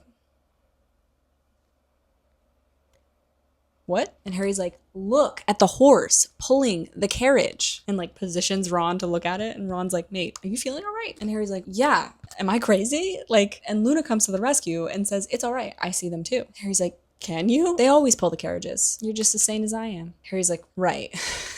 Once in the carriage, he's pretty reluctant to tell Ron and Hermione that he's having the same hallucination as Luna, so they end up discussing Hagrid's absence, and Luna says she's glad of it. Hagrid isn't a very good teacher, something of a joke in Ravenclaw. You must have a rubbish sense of humor then, says Ron. When departing the carriage, Harry closes his eyes and then like pops them open, hoping that the Thestrals have disappeared, but they have not. And he's like, okay, well, if Luna is to be believed, they've always been here, and for some reason I can see them now. And we learn later that the reason that Harry can see the Thestrals pulling the carriages is because the Thestrals are only visible to those who have witnessed death. So they've always been there, just Harry's never interacted with them. It's because he was standing next to Cedric when he was murdered. They walk into the cacophony of talking and jeers and laughter and friends catching up in the Hogwarts entrance hall. And Harry notices as he walks through the hall that heads bend together and voices soften as he passes by. Because all these kids all summer have been reading in the Daily Prophet about how he's freaking nuts. Hagrid's chair at the professor's table is empty, and Harry worries that he's hurt. Maybe he's still on his special mission from Dumbledore. Dumbledore is, of course, in his place of prominence, wearing purple robes scattered with silver stars and a matching hat. Sitting next to him is none other than Dolores Umbridge, the toad-like woman from Harry's ministry hearing. She's described as looking like someone's maiden aunt. And are your dad's sisters really hot? Like, why maiden aunt? You see what I'm saying? Like, it's just a subtle,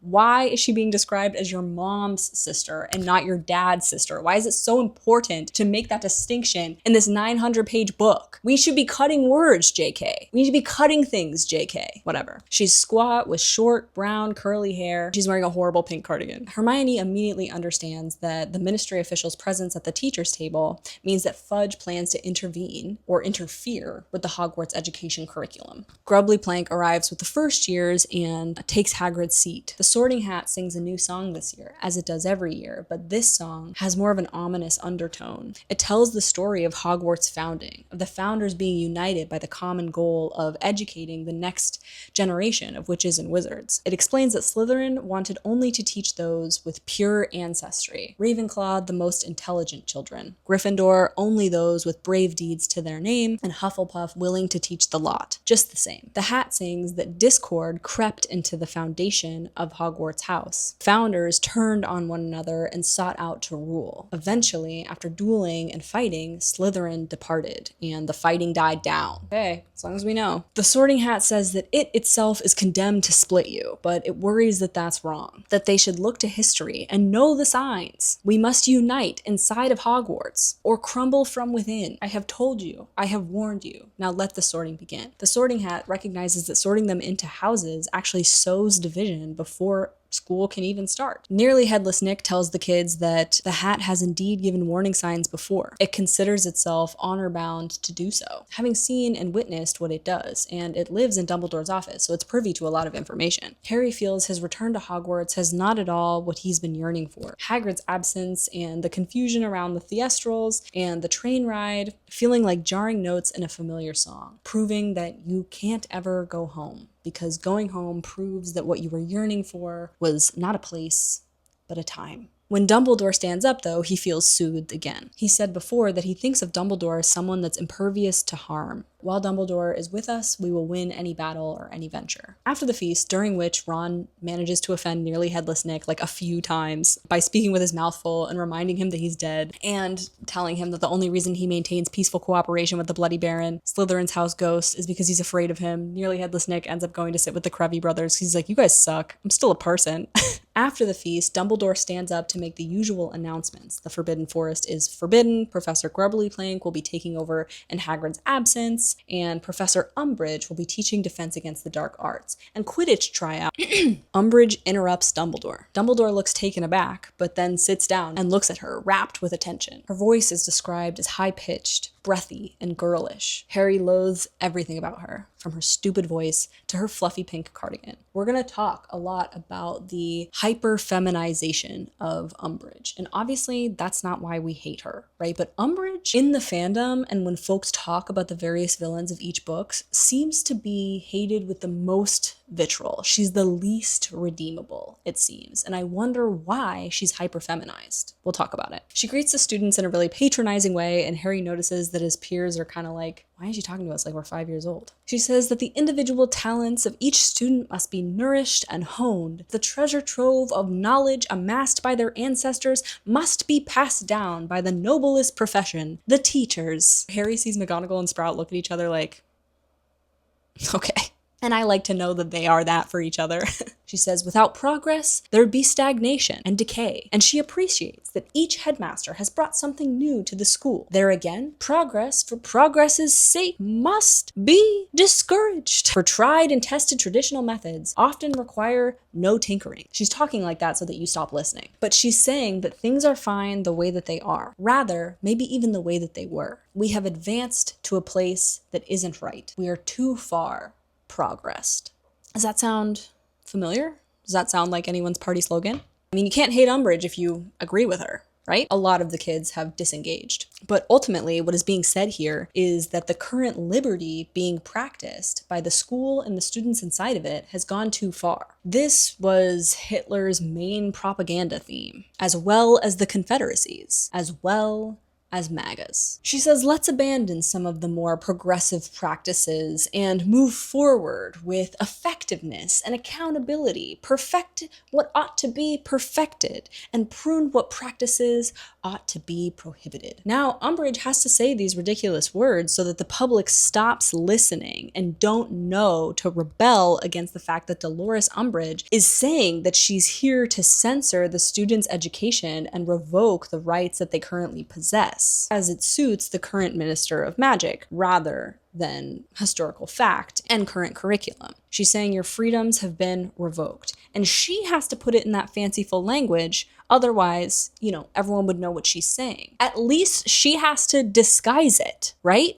Hermione's the only one that could hear it. Dumbledore dismisses everyone, and Ron and Hermione have prefect duty for the first years. Ron is like calling them midgets. He's like, oi, midgets, over here. And Hermione's like, you can't do that. Don't call them that. Harry's left alone again and pretends to ignore all the stares and attention that he's getting. And he knows a lot of the back routes of the castle, so eventually he gets to walking alone and he arrives at the portrait hole by himself. So he doesn't know the password. He's thinking he was stupid not to expect that everyone would gawk at him. 2 months ago, he emerged the winner of the Triwizard Tournament with his dead classmate. Of course, they have questions. Of course, he's the center of attention. Neville comes running up the stairs and says he knows the password. It's Mimbulus Mimbletonia. How exciting is that? Harry walks into the welcoming Gryffindor common room. There's a fire crackling in the hearth. Fred and George are hanging up an advertisement, and up in his dorm room, he walks in to find Dean and Seamus hanging posters on the wall, but they stop talking the minute that Harry walks in. Hi. Hey, Harry. Good holiday? Not bad. You? Harry's like, I don't want to talk about my holiday. Yeah, it was okay. Better than Seamus's anyway. He was just telling me. And it's like, Dean, that's so awkward. This is like the first time we've ever heard Dean talk. And it's like, are you stirring the pot? Like, what are you doing? Like, is this a confrontation? Like, why are you saying that? Seamus tells Neville that his mom didn't want him to come back. He says it like without turning. It's like very drama. Harry's like, what? My mom didn't want me to come back to Hogwarts because of you. And Harry's heart is beating really fast because like this dormitory is the only safety he's really ever known. Seamus says it's also Dumbledore, and Harry's like, your mom believes what they write in the Prophet? He's furious at Seamus's mom, who he infers to be a stupid woman who believes the Prophet and couldn't even imagine half the things that Harry has had to deal with in his young life. Seamus asks Harry about Cedric, and Harry's like, sounds like you already know since you read the Prophet. Then he says, if you have a problem sharing a room with me, why don't you go take it up with McGonagall? And then he takes a few jabs at Seamus's mom for being stupid and believing propaganda. Ron walks in and he's like, what's going on? Harry's having a go at my mother. I can't do an Irish accent. Ron's like, Harry? I doubt it. And eventually Ron tells Seamus that yes, he does believe Harry's version of events. He does believe that Voldemort is back. And when Seamus says he won't share a room with Harry anymore, Ron is like, that's out of line. And eventually he evokes his prefectness. Well, unfortunately for you, pal, I'm a prefect. And Seamus like, shuts up lest his friend put him in detention. Anyone else's parents got a problem with Harry? Dean says his parents are muggles and they don't read the Prophet. Neville interrupts Dean to say that his gran thinks it's the Prophet that's gone downhill, not Dumbledore. She canceled our subscription. We believe Harry. And he just like goes about his business. And it's like a really heartening moment where Neville's like, of course we believe Harry. Harry is really upset by this experience though, because he really likes Seamus. And if Seamus can believe that he's like lying and unhinged, What are other people thinking? And Seamus and Dean in this conversation revealed that Dumbledore has lost his spot at the Wizengamot, that Dumbledore has been demoted from Chief Warlock, and he's like, is this why Dumbledore's ignoring me? Is he mad at me because I got him fired from all this stuff? Eventually, Harry thinks, well, they'll know we're right in the end. And like, honestly, same. The next morning's pretty awkward with like Seamus fleeing the dormitory. The boys find Hermione in the common room and she's reading Fred and George's advertisement, and it's an ad asking for test subjects for simple, part-time, virtually painless jobs. We regret that all work is undertaken at the applicant's own risk. Like to earn a little extra gold? Like, I am pretty impressed with these boys most of the time.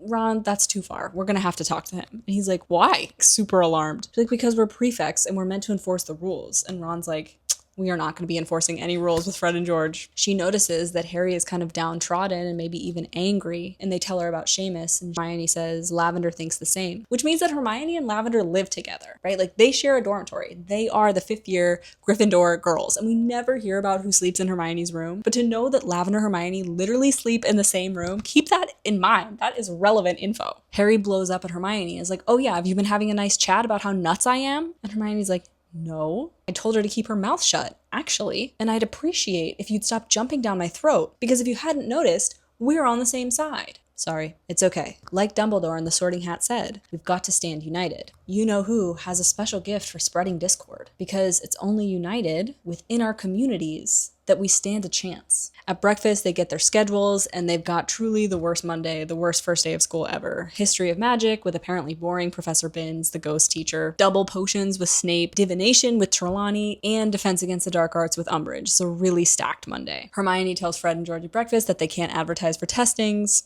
Says who? Says me and Ron. Leave me out of it. Hermione's like, what the heck? Like, you back me up? We're partners in this. Fred and George tell the kids that they didn't know if they were going to come back this year now that they've got, and they stop themselves before mentioning Harry's investment, but they thought it would really upset Molly if they didn't come back to school. What with the Percy situation? That being said, they're not here to waste any time. The 5th years have owls at the end of the year, which are ordinary wizarding levels. They're the standardized testing that determine which subjects they're able to move forward with, and what they continue to study limits their options as it relates to pursuing a career. So it's a really important year. If you don't pass in a certain class, you can't continue on to the next level of that class, and if the thing you want to do, say be an Auror, requires that class, that ambition is just dead. Ron and Harry both think being an Auror would be really cool, but Ron says you've got to be really elite. Hermione says she just wants to do something worthwhile, right? Like maybe she could take Spew further. They go to their first history of magic lesson, and Harry tries hard to listen, but he just can't, and afterwards Hermione is like, how would it be if I didn't let you copy my notes this year? What would happen to you?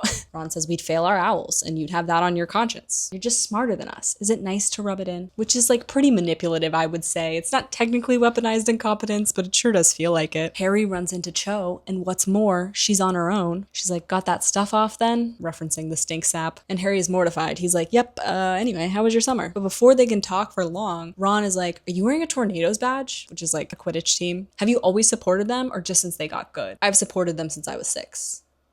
Anyway, bye, Harry. And Hermione's like, Ron, what is wrong with you? Why are you so tactless? Why are you attacking her about which Quidditch team she supports? Meanwhile, Harry is chewing on this interaction because Cedric was Cho's boyfriend last year, and she could have easily resented Harry for coming back alive when her boyfriend did not. But she doesn't seem mad at Harry. In fact, the opposite. She seems to be seeking him out. Friendly even. In Snape's class, Snape discusses the owls situation and says everyone better receive a passing grade or suffer Snape's displeasure, and we find out that Snape only accepts top marks into his Newt level class, which is next year, so many of the students will be saying goodbye to potions and thus to Snape. This is important because one of the qualifications for being admitted to the Auror Academy is a Newt level potion, so Harry is going to have to receive top marks in potions if he wants to make his dreams come true. Snape assigns them the Draught of Peace, which soothes and calms anxiety, and it's like a really difficult and finicky potion. And by the end of class, like Snape just like walks around the class to judge people's work, and at the end of class he can't find anything to criticize about Hermione, so he doesn't say anything to her. But when he comes upon Harry's potion, Harry realizes that he forgot to add his syrup of hellebore, and so Snape bullies him in front of the Slytherins and gives him bottom marks, receives a 0 because he forgot just one ingredient. This is really unfair that Harry received bottom marks because his potion was not any worse than Neville's or Crabbe's or Goyle's Royals or almost anyone else's in the class. Hermione's like, maybe this is crazy, but I thought he was going to be nicer this year because of the order and everything. Hermione and Ron argue over Dumbledore's insight into whether or not they can trust Snape, and Harry yells at them to shut up. He's furious with their bickering, and he stalks off to drive anyone mad, bickering all the time, honestly. Harry's got divination next, and it's his second least favorite subject after potions due to Trelawney predicting Harry's premature death, which she does a lot and has been doing basically since Harry was born. When Ron comes in, he's like, hey, we've stopped arguing,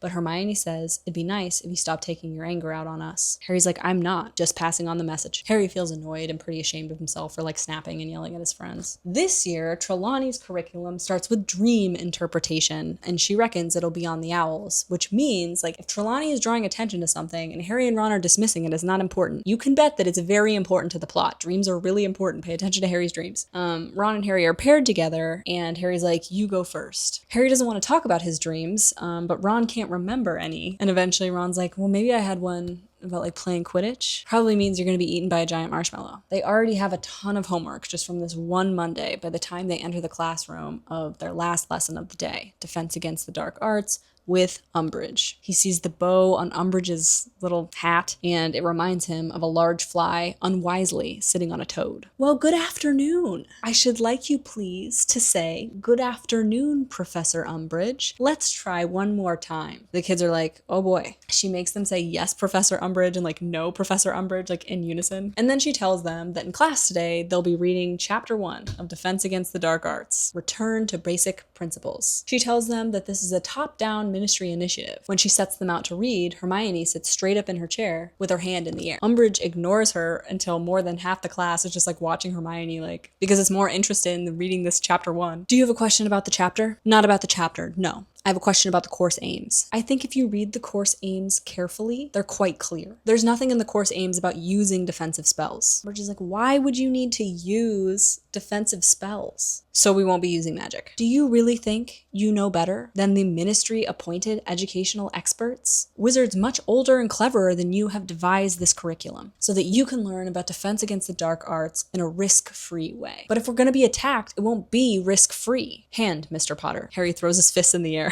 And like tension is rising, like it's becoming really intense in the classroom. Dean asks again about not using defensive magic, and she says, do you expect to be attacked in my classroom? And I'm sure we all had at least one teacher who just hates children. Do you remember that? She says, I don't mean to criticize, but she objects to the way things have been run in this classroom, not to mention that the students have been exposed to filthy half-breeds. She says that on day 1. If you mean Professor Lupin, he's the best we ever had, which is like, Dean is always defending Professor Lupin, and I really appreciate that. Hand, Mr. Thomas. It's my understanding that my predecessor performed illegal curses in front of you and on you. Well, he turned out to be a maniac, didn't he? Mind you, we still learned loads. Your hand is not up, Mr. Thomas. And it goes on like this, with Umbridge saying that if you've studied enough theory, you'll be able to practice when it comes time for the test, which is just blatantly wrong, right? The theoretical and practical are completely different applications and require different practice. Eventually, Harry has to say that Lord Voldemort is out there, and that's why they should know how to defend themselves. And she takes 10 points from Gryffindor, and eventually gives Harry detention for an entire week. She tells the whole class that Harry is a liar. Eventually, after asking what she thinks happened to Cedric Diggory then, Umbridge sends Harry out of the classroom with a note for his head of household. And on his way to McGonagall's office, he is bullied by Peeves for being a crack-up. He screams at Peeves to shut up, and that prompts McGonagall to peek her head out of her office. He gives McGonagall the note, and he like sits down in her office. She reads the note, and she's like, is it true you called her a liar? Yes. Told her he who must not be named is back? Yes. Have a biscuit, Potter. Harry's like, oh, like McGonagall is also in the order. She tells Harry that he has to be careful, that Umbridge is working for the minister and reporting back to the ministry, and it doesn't matter that Harry told the truth. This is not about truth and lies. She tells him to keep his head down and not to lose his temper. Have another biscuit. No thanks. Don't be ridiculous. It's like, okay, I'll take a biscuit. That night after dinner, Hermione is raging. She can't believe that Dumbledore would appoint someone like this to teach them during their owl year, too. Such an important year for their career and their future. Ron says he had to get someone to get the job. People think it's jinxed. They snag their 3 favorite chairs in the common room and pull out their homework, and Ron says, let's start with potions. And then he looks up and he's like, Hermione, what are the properties of Moonstone and their uses in potion making? Hermione has to reprimand Fred and George for giving first years candies that makes them pass out one by one, but Ron doesn't go with her. He just like slumps down in his chair and is like, we're paying them. I don't care. It could be dangerous. If you don't stop. What, Hermione? You'll put us in detention, make us write lines. And you guys, like, I'm not gonna lie to you. Against my better judgment, I find this behavior so hot. She says, no, but I will write to your mother. And Fred and George seem to think that that is just way below the belt. They are thunderstruck. She comes and she sits back down and she wrenches open her bag and she reveals that she's been hand knitting house elves hats. Or they're intended to be hats, but Hermione sucks at knitting, so they're mostly just like knitted, clumps of fabric. Apparently, Hermione has spent a large portion of her summer making clothing for the house elves of Hogwarts. And she actually, before they go up to bed, scatters the clothes around the common room in an effort to trick the elves into freeing themselves. She like hides the clothes under trash and stuff. It's like, a pretty big ethical dilemma, I would say. After she leaves, Ron actually takes the rubbish and the trash off the hats because he believes they should at least have the choice. In the morning, though, all the hats are gone. And Hermione's like, see? They must want freedom after all. Ron's like, they don't even look like hats. And Hermione doesn't talk to him for the rest of the morning. They get even more homework from Flitwick and Charms. And then in Transfiguration, McGonagall tells them that they all have what it takes to pass their owls. Yes, even you, Longbottom. And so they're working on vanishing spells, which are extremely challenging. Harry's pretty panicked about all the homework he has, and he's already accumulated 1 detention. And of course, there's also going to be Quidditch tryouts and Quidditch practices and Quidditch matches. Like, there's lots to do this year. So him and Ron spend lunch in the library. In Grubbly Plank's class, Malfoy does an impersonation of Hermione, like, jumping up and down to answer a question. It's like, if that's what you're making fun of me for being intelligent and caring about school, okay, at least he's not calling her ugly anymore, you know what I mean? In Care of Magical Creatures, they learn about bowtruckles, which are a sort of tree creature, and Parvati lets out lots of oohs and ahs of appreciation. Harry's like, can you just relax? You'd have thought Hagrid never showed us anything interesting. Harry goes up to Grubbly Plank, he's like, where's Hagrid? And she's like, never mind you. Malfoy says maybe he got himself hurt, attempting to wrangle something too big for him, implying that Malfoy is in the know, and thus Voldy is in the know about Hagrid's whereabouts, whereas Harry is not. And that's really disconcerting to Harry. Hermione's like, don't look worried, that'll just like feed into it. Dumbledore would know if something happened to Hagrid. She says, remember, Malfoy could make life really difficult for you, Harry. And Harry's like, yeah, I wonder what that would be like to have a difficult life. Can you imagine? Jenny and Luna happen to be exiting the greenhouse as the 5th years are coming back from Care of Magical Creatures, and Jenny passes and she's like, hi, and she just keeps going. But Luna moves directly toward Harry and announces to, all the passers-by, I believe that you know who is back, and I believe that you fought him. And Harry's like, thanks, Luna. And Hermione and Luna then start to argue about historical facts and potentially mythical creatures. We never land totally on that, right? Like, because we have to trust Luna a little bit because she is right about many of the things that she brings up. And when they walk away from that altercation, Harry's like, can you not offend the only people that believe me? Please and thanks. Hermione's like, well, yeah, but Jenny says that Luna only believes in things that don't have any proof at all. And he's like, shit, is she lying about the Thestrals? Ernie Macmillan comes over though and is like, I want you to know, Potter, it's not only weirdos that believe you. I support you and I believe you as well. And Harry's like, thank you so much, Ernie. Professor Sprout also emphasizes the importance of the owls, and Harry's like, I wish they'd stop talking about how serious these tests are. And I so get that. Like, my urgency response kicks in. Like, there's not a worse day. There is not a worse day than syllabus day. I hate that day. I'm old now, so I don't have to go through it anymore, but I get that. Harry runs into Angelina, who's been tapped to be Quidditch captain this year, and she is pissed because Harry has landed himself in detention on the day that she picked for tryouts. And she told him that she wanted the whole team present so she could see how they all flew together. The Quidditch tryouts are on Friday, and Harry has managed to land himself in detention for Wednesday, Thursday, and Friday. So Ron, all the while, is conspicuously taking his clean sweep out and practicing by himself, sometimes in the rain. He's going to try out for the Quidditch team, but he doesn't want to tell anyone because he thinks it's embarrassing that he even wants to try. That's so sad. The first night that Harry goes in for his detention, he asks Umbridge if he could move his detention from Friday because of Quidditch tryouts, and she's like, oh, no, no, no. The punishment fits the crime. She says it in a really creepy, gross way. She says, this is your punishment for spreading nasty, evil, attention-seeking lies. So I rather think the punishment fits the crime. Really reinforces my point. It's actually Umbridge that's spreading the nasty, evil lies. Harry thinks his head is going to explode. He's so offended and disgusted, right, that this person has authority over him and gets to tell him what he can and cannot do. But he manages to keep his head because of McGonagall's advice. And Umbridge seems to understand what's happening, what's raging inside of him. And she looks at him and she's like, much better control of your temper.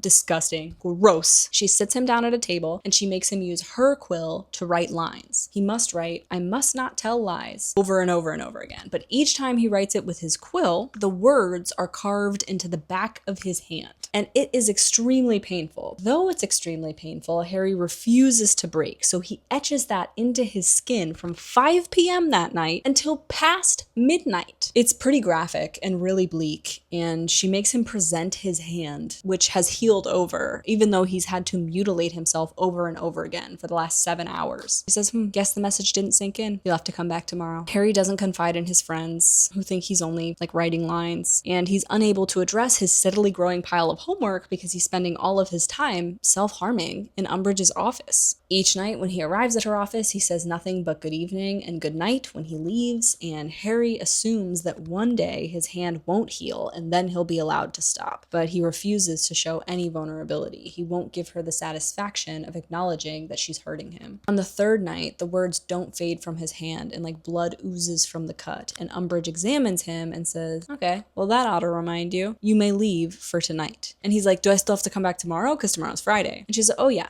I think we can etch a little deeper." Harry's walking away from her office and he's like, "She's evil, an evil, twisted, mad, old Ron," because he sees Ron coming in from the castle and he's all wet. Ron says he's hiding from Fred and George because he doesn't want to have to, reprimand them, as is his prefect responsibility. But he clearly has his broom and he's like, "All right, I thought I'd try out for the team. Go on, have a laugh." Harry's like, "I'm not laughing. Great. Are you good?" And Harry wishes more than ever now that he could be at tryouts so he could see Ron's performance. That's when Ron notices Harry's hand and he freaks out. He's like, "She is so sick. You must go to McGonagall. Tell Dumbledore." And Harry's like, "No." He's like, "I can't go to him for help if he hasn't spoken to me since June." And because Harry believes that he has to earn love, he also expects others to be earning his love. The closer that someone gets to us, the more we start to project our standards for ourselves onto them. Finally, Harry makes it through his last painful detention, all the while trying to sneak looks out the window, but he's unable to discern which figure is who. He can't really see Ron's tryout, but he tries. Eventually, Umbridge checks his hand, which is covered in blood. It's dripping down his wrist, and he feels a really weird sensation in his midriff. And he yanks his hand away because he's like, "Oh my god, what is that?" He assumes that maybe she's associated with Voldemort, but she's not. He tells himself to stay calm, and she dismisses him. And when he gets back to the common room, Ron is celebrating because, yay, he made the Quidditch team. And Harry's like, "That's amazing." Meanwhile, still reeling from the torture and then also the maybe new understanding that Umbridge actually is associated with Voldemort, which would not be crazy, right? This would be the 3rd teacher of 5 that happens to be associated with Voldemort. So, Harry's heart is racing and his hand is throbbing. Hermione's dozing in the corner of the common room and Ron's like, she was really pleased when she found out. Angelina finds Harry and she's like, "Look, I know he's your best mate, but he's really not fabulous. But with a bit of training, he might be all right." The next day, the kids urge Harry to tell Dumbledore about the pain in his scar, but Harry says, "Yeah, because that's the only part of me that Dumbledore cares about, right? My scar." "Don't say that. That is not true." Harry wants to write to Sirius, but Hermione says he can't put that in writing. He's like, fine. Hermione, throughout the whole week, has been staying up late knitting hats for the elves. She thinks it's an urgent matter because they're always all gone in the morning. She thinks that elves are lining up to clean the Gryffindor common room to, acquire hats and free themselves. So she's like, this is my duty. I understand that urgency. That's not what's happening though. I'll tell you later what's happening. Harry decides to write a letter to Sirius, and he fully appreciates for the first time what it must have felt like for Ron and Hermione, because how can you say anything if you're not allowed to say anything? Harry just writes that he hopes that Sirius is okay, that they have this new ministry teacher, Umbridge, and the thing that they talked about over the summer, his scar hurting, is happening again now. He's headed up to the Owlery and he notices Mrs. Norris kind of eyeing him, and he's like, "I'm not doing anything." It's a clear day and the sun is shining, and who does he run into? But Cho Chang. It's her mom's birthday. She only remembered 5 minutes ago. Cho eventually confides that she thinks Umbridge is foul and that it's outrageous that she put Harry in detention for telling the truth about Cedric. And she says that she thinks he was really brave for standing up to Umbridge like that. He's thinking of accidentally showing her his hand scar, but then Filch bursts into the Owlery and demands to search Harry's letter because he got a tip that Harry was sending off an order for dung bombs. Harry's like, "I can't show you my letter. It's already gone." And Cho's like, "I saw him send it." And we ultimately learned that this was Umbridge means of searching Harry's mail, right? Depriving him of the right to privacy by accusing him of a crime that they know he did not commit. Harry doesn't think that much of it though. He doesn't think it's particularly interesting. And it's actually Hermione that puts this together later when he's like, "Oh yeah, Filch checked me for dung bombs. I don't know.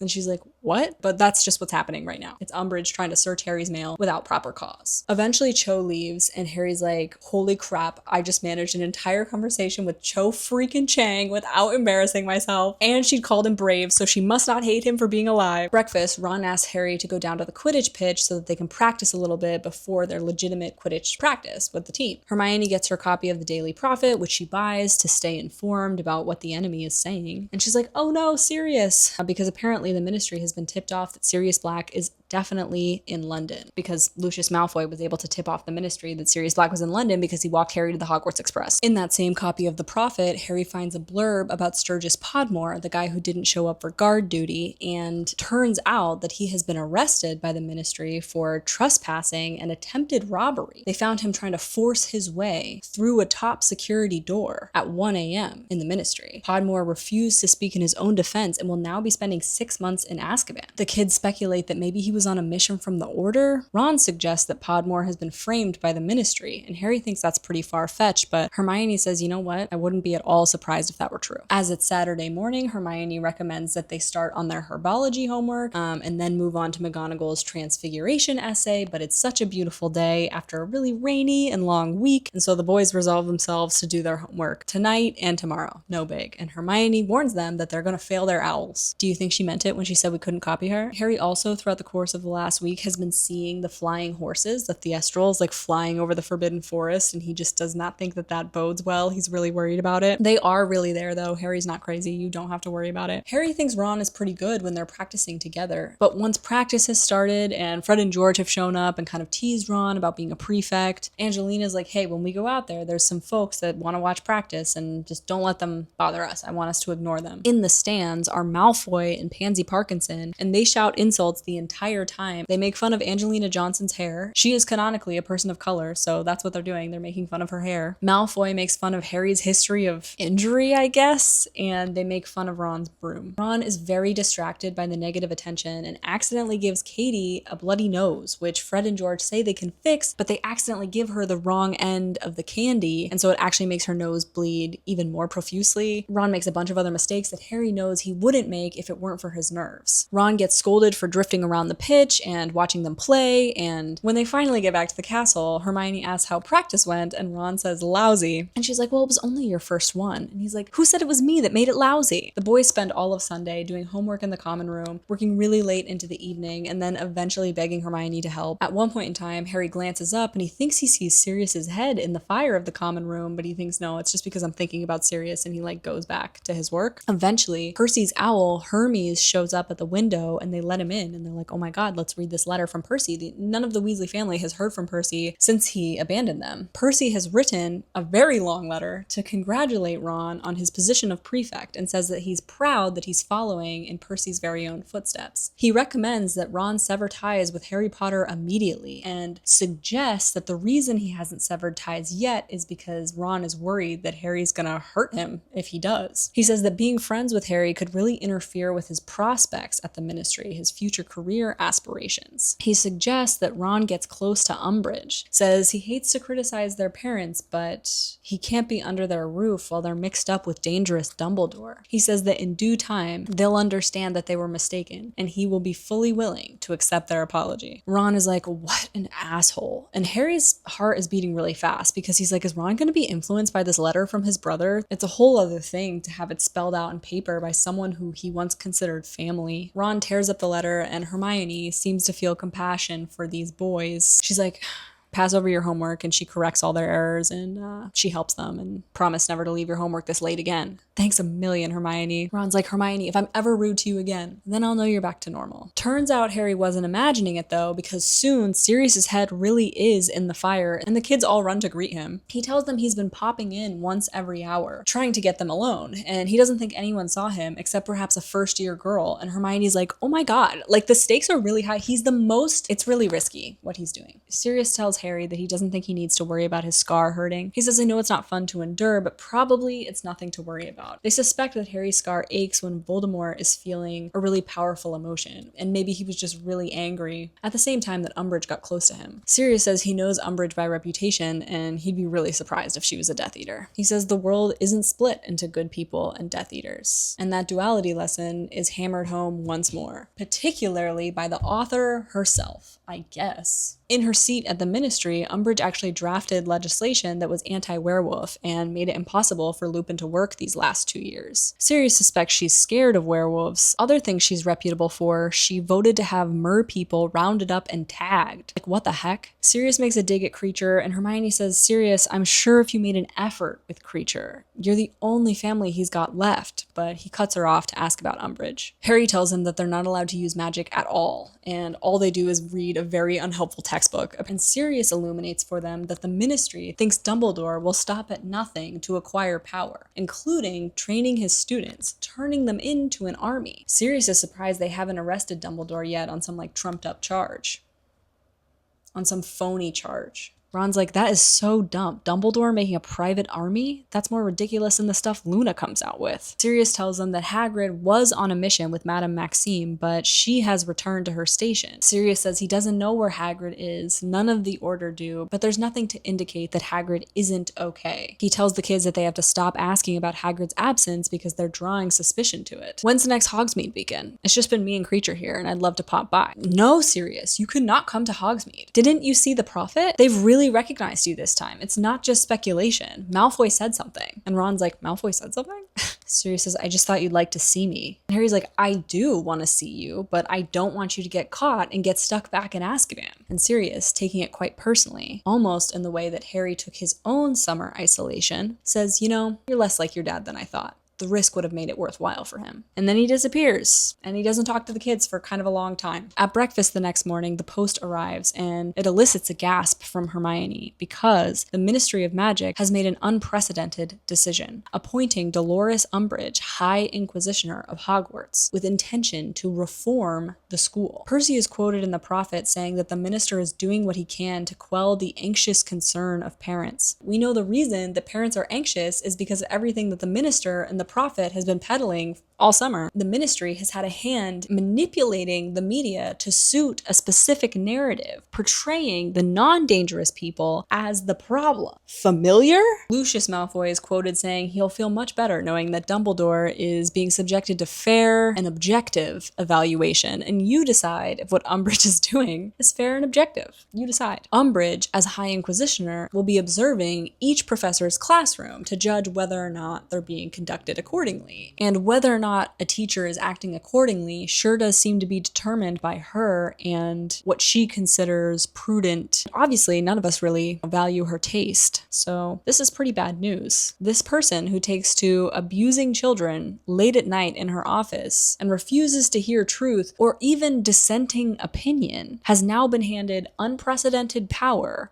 over children. It notes that Griselda Marchbanks and Tiberius Ogden of the Wizengamot have resigned in protest at Umbridge's appointment. They recognize that this corruption undermines their entire livelihood. Every time the administration breaks the law, they're erasing the work and credibility of the entire position. It makes a mockery of public servants and what they're meant to have devoted their lives to, which is not control and management of the population, but is supposed to be in service of the population's interests. That's how it's supposed to work, when again, everyone is following the law. But if the administration decides to break the law, then no laws mean anything. So none of these positions mean anything. Let's talk about the happenings at Hogwarts. Harry gets a D on his moon powder essay, and he's really embarrassed about it, and Snape threatens detention to those who continue to receive poor marks. Hermione's trying to see what he got on his essay, and he puts it away quickly so that no one knows how bad of a grade he got. Been there. Harry is determined in that lesson to do well, and he is able to do all right, or at least turn something in today. Afterwards, Hermione is hedging and hemming and hawing about how she didn't expect to get a perfect grade at this point, but like,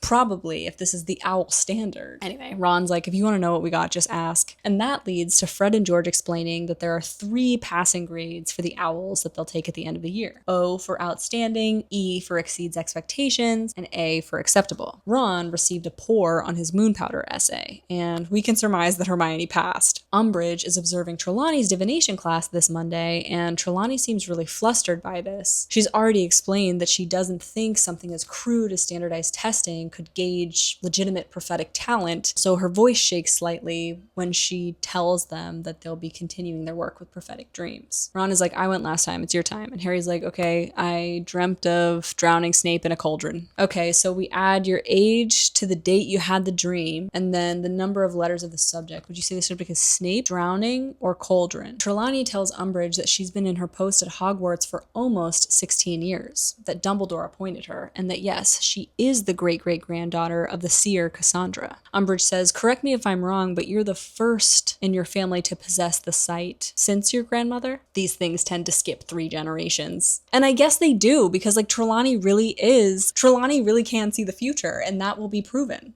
in this book. Umbridge asks her to make a prediction, and Trelawney says the inner eye does not see upon command, and I happen to agree with her, even though, you know, that might just be an excuse, but Umbridge is like, okay. Then Trelawney makes something up about how she sees something dark. She predicts that Umbridge is in grave danger, and like, maybe she is, but maybe everyone is under the threat of war. Harry says that while he usually hates Trelawney and regards her as an old fraud, he despises Umbridge so much that he's actually on Trelawney's side as it relates to these two, this little match going on. After that, though, she takes to loudly interpreting Harry's dreams and insists that even the ones of him eating porridge foretell his imminent death. And he's like, all right, yeah, maybe whatever. So Trelawney took out her worry and her anxiety on Harry, and I think that's inexcusable. I think it's inexcusable for teachers to take anything out on students because students are in an extremely vulnerable situation. At school, you pretty much have less rights than everywhere else, particularly now. In Defense Against the Dark Arts, they're reading Chapter 2, No Need to Talk, and Hermione puts her hand in the air. Eventually, Umbridge relents. I've already read Chapter 2. Okay, well, read Chapter 3. I've read the entire book. Then you'll be able to tell me what Slinkhard says about counterjinxes in Chapter 15. Slinkhard says counterjinxes are improperly named, that that's meant to make them sound more acceptable. Umbridge seems impressed against her will, but I disagree. I believe jinxes can be useful when used defensively. The author seems to be making the argument that the use of jinxes should never be permitted. I'm afraid it's Mr. Slinkhard's opinion that matters in this classroom, not yours. She takes 5 points from Gryffindor, and Harry's like, what for? Don't you get involved, says Hermione. I am here to teach a ministry-approved course, and that does not include taking students' opinions on matters of which they know very little. What's funny about that is that literally is what teachers are supposed to do. Ideally, we put a more learned person in front of less learned people, and that helps them arrive at a certain understanding, which does, in fact, require formulating incorrect or not entirely complete or less empathetic, less correct opinions. We're all wrong sometimes. It's the point of asking questions. That's supposed to be the point of a classroom. It's a safe space to give any sort of opinion. Umbridge has an opportunity here to clarify for the students why she's making the choices that she is, why she believes what she does. This question, what Hermione is challenging her on, is actually what the entire course curriculum seems to be about. Like, it's actually wild that she doesn't have an answer to this. Why isn't it okay to use counterjinxes? Just tell us. Instead of answering and helping the kids arrive at the conclusion that she clearly has, she treats the question as if it is an offense. That's a manipulation tactic. She says their previous instructors did not adhere to age-appropriate material, with the exception of Professor Quirrell. And Harry's like, yeah, well, he had Voldemort growing out of the back of his head, didn't he? And he gets another week's worth of detention. Despite the fact that his cut hand almost never heals, he never complains to anyone, and we can tell that this is a trauma response. As an adult, I'm like, oh no, baby Harry, you have nothing to prove. Please tell somebody. But my adolescent self thought this behavior was like very attractive, that he was just like, that he was sacrificing and suffering in silence.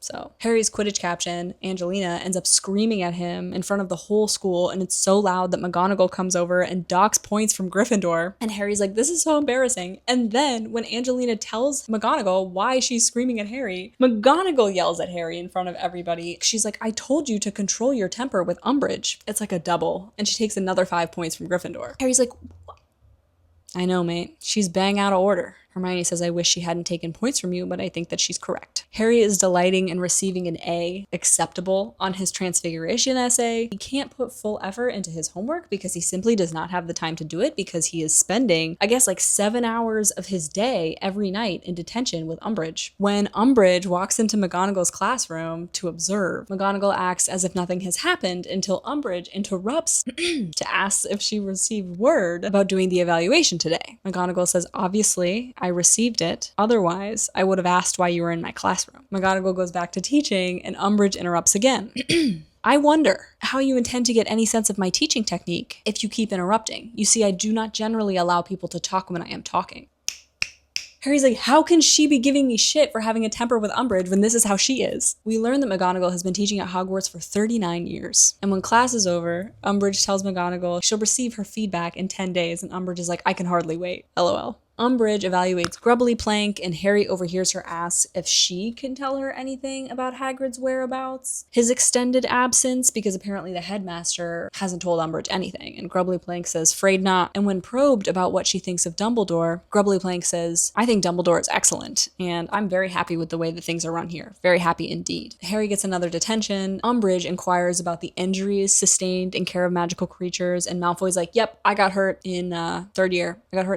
That's just because he was too stupid to listen to instructions. His hand is so messed up and constantly bleeding that he has to wear a scarf around it 100% of the time, because that's how much blood there is. One night, Hermione makes him a sort of like tonic to soak his hand. And I don't know, it's made of pickled murtlap tentacles, but it helps a lot. It's very soothing. They reckon that he should tell McGonagall, and Harry's like, yeah, she'd probably be furious, and I'm sure she'd say something to Umbridge, and how long do you think it would take for Umbridge to pass a decree that says any person that complains about her teaching methods gets sacked? So Harry's trying to protect McGonagall by allowing himself to get hurt, which is something that traumatized children do. Hermione kind of nervously pitches that maybe they should just do it themselves, learn how to defend themselves. She says this is much more important than homework. This is about preparing ourselves for what's out there, like Harry said. Hermione says we need more than books. We need a teacher, a proper teacher. Harry's like, how are we going to get one of those? She says, I'm talking about you, Harry. He looks at Ron like...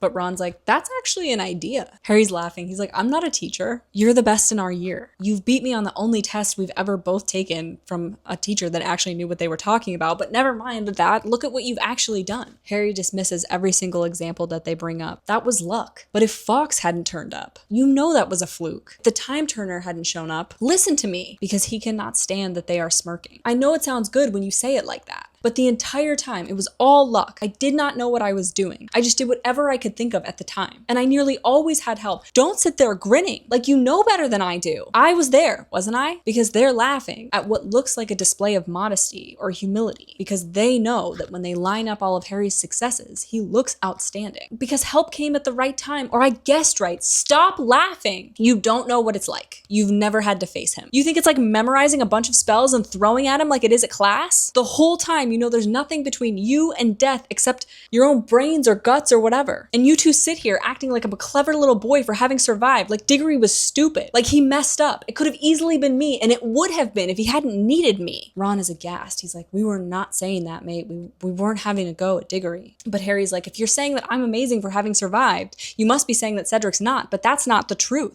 It had nothing to do with amazingness. Hermione's like, please, Harry, this is why we need you. We need to know what it's like facing Voldemort. And it's her saying Voldemort's name that calms Harry more than anything. When he was having his outburst, he smashed the tonic that Hermione had made for him, and now he wishes he hadn't because his hand really stings. Just think about teaching them. He feels ashamed, but also he's pretty triggered, right? Like by them listing his accomplishments, they're also listing all the times he almost died. They're listing all the life-threatening situations that he's been in. Like, Harry, it's okay to have feelings. This wasn't one of the times where I felt like he was throwing his anger at his friends or jumping down their throats. This response actually makes a lot of sense to me. I feel like this was processing. All the while, he's dreaming of corridors and locked doors and wakes up with his scar prickling. For 2 weeks, Hermione doesn't bring it back up, the teaching thing. Harry finishes his detentions, and the words are etched in the back of his hand, and he suspects that they'll be there forever. Ron didn't get shouted at during his last 2 practices, and that's a real win, and all 3 of them have managed to vanish their mice in Transfiguration. In fact, Hermione has moved on to vanishing kittens. And can you understand why I have questions about this? Like, where are they being vanished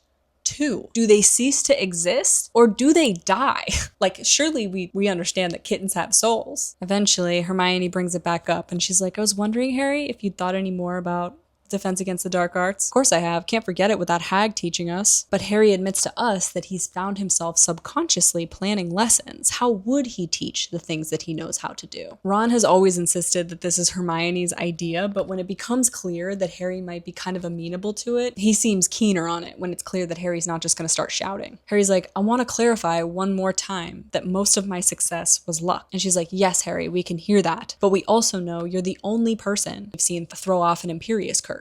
The only person in our year that can produce a Patronus. And Victor was always saying, what's Vicky always saying? That Harry knew how to do things that he didn't know and he was in his final year of Durmstrang. Ron's like, are you still in contact with Victor Crumb? She's like, so what if I have a pen pal? You know he's interested in being more than just your pen pal. And Hermione's like, so what if he is? After Harry consents to teach Ron and Hermione, Hermione's like, hey, so one more thing. It doesn't totally seem fair to only teach us. So don't fly off the handle or anything, but, what if we tell anyone who's interested to meet us during the Hogsmeade weekend in October? She's pitching it as if maybe, she's already spread the word, perhaps. As the October weekend comes closer and closer, Harry's getting very, very worried that Sirius is just going to decide to show up at Hogsmeade, and he thinks that would be a really bad idea. It would be Sirius endangering himself. But Sirius has been giving them the silent treatment since the night of the fire. Ron's like, of course he's upset. Sure, last year he was living on rats, but he was free, wasn't he? Now he's cooped up in the house with no one but Creature for company. And until the Ministry decides to listen to Dumbledore, Sirius won't be free. It'll become obvious that he's not a Death Eater when the real ones emerge.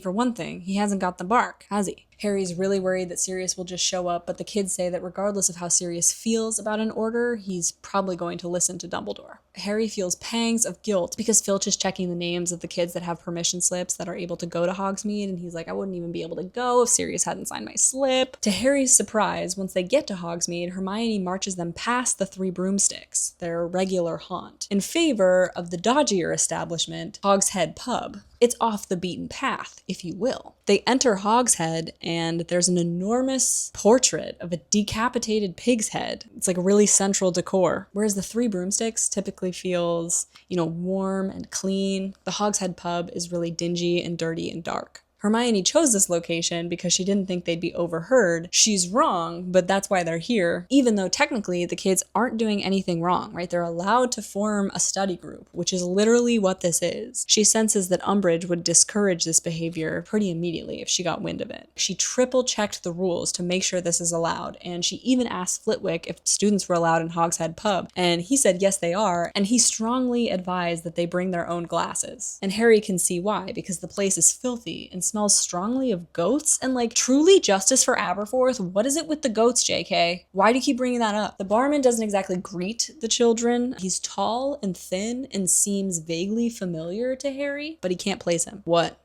He says, 3 butterbeers, please. Once seated, Ron is like, I bet we could order anything, and I've always wanted to try fire whiskey. You are a prefect. A huge crowd of people eventually flood into Hogshead, including Fred, George, Ginny, Luna, Neville, Padma, Pavarti, Harry's stomach does a flip, Cho and her usual girlfriends, Katie Bell, Alicia Spinnet, Angelina Johnson, all Gryffindor Quidditch players, Colin and Dennis Crevy, Ernie Macmillan, Justin Finch Fletchley, Hannah Abbott, Anthony Goldstein, Michael Corner, Terry Boot, the Hufflepuff boy Jenny is dating, Michael Corner. That's right, Jenny is dating. Jenny's really hot. Everyone thinks so. Oh, and Lee Jordan is obviously also there. Harry's like, you said a few people. Hermione's like, I don't know, the idea was really popular. The barman is frozen while polishing a dirty glass with a really dirty rag because he's like, what are all my brother's students doing in my damn bar? Fred goes up to the bar and orders 25 butterbeers. And I am on my knees for the Weasley brothers. It's working on me, whatever they've got going on. Remember Bagman? Bagman, can we buy you a drink? I really am attracted to cleverness. Harry turns to Hermione and is like, okay, well, what did you tell them? He's really afraid that they'll expect some sort of speech. And he's only just come around to this idea himself. They just want to hear what you have to say. Harry's like,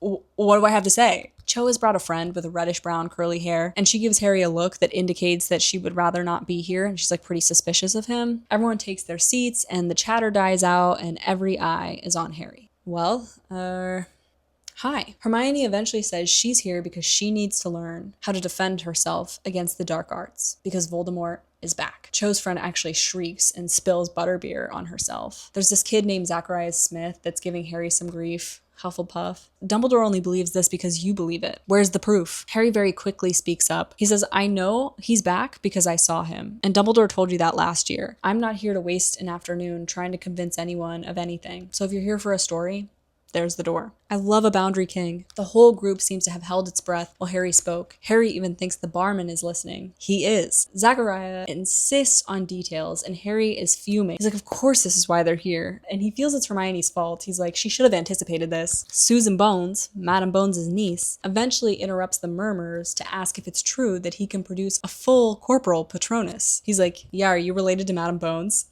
Everyone's like, blimey, that's so cool. I didn't know you could do that, Harry. Fred's like, Mom told us not to spread it around. Figured you got enough attention. Harry's like, I do get enough attention. Terry asks if it's true that Harry actually killed the basilisk in their second year. Apparently a portrait told him. He's like, yeah, I did do that. He's determined not to look at Cho. As Neville chimes in that in first year, Harry actually saved the Sorcerer's Stone. And not to mention, says Cho. She's smiling at him. All the tasks he completed during the Triwizard Tournament. Harry's trying to keep his face from looking arrogant, but he's pretty elated that Cho thinks he's brave. Harry's like, look, I'm not trying to sound modest, but I nearly always had help with all that stuff. And Zacharias is like, so see, he's trying to weasel out of showing us anything. Ron says, how about you shut your mouth? Well, he's saying that he doesn't have to show us any of this stuff. That's not what he said, mate. Would you like us to clean your ears out for you? Hermione says they ought to meet at least once a week for lessons with Harry. Angelina's like, well, it can't interfere with our Quidditch practice. Neither with ours, nor ours. Hermione's like, of course we won't interfere with Quidditch, but you guys, this is actually kind of like a pretty serious and important thing. Ernie Macmillan pipes up and is like, I personally can't believe the Ministry has foisted this person upon us. Ernie Macmillan is known for like shaking people's hands and like using big words and I don't know, I guess being kind of like arrogant in his demeanor, but I like him this year. I do. Hermione shares with them what Sirius has told them, that the Ministry is threatened by Dumbledore, and Luna and Hermione end up fighting about the facts of the situation because Luna's like, well, yeah, the Minister has his own private army, and everyone's like, what? And she's like, yeah, he has this army of fire sprites of some sort, and Hermione's like, no, he doesn't, and they end up like, you know, kind of bickering about it.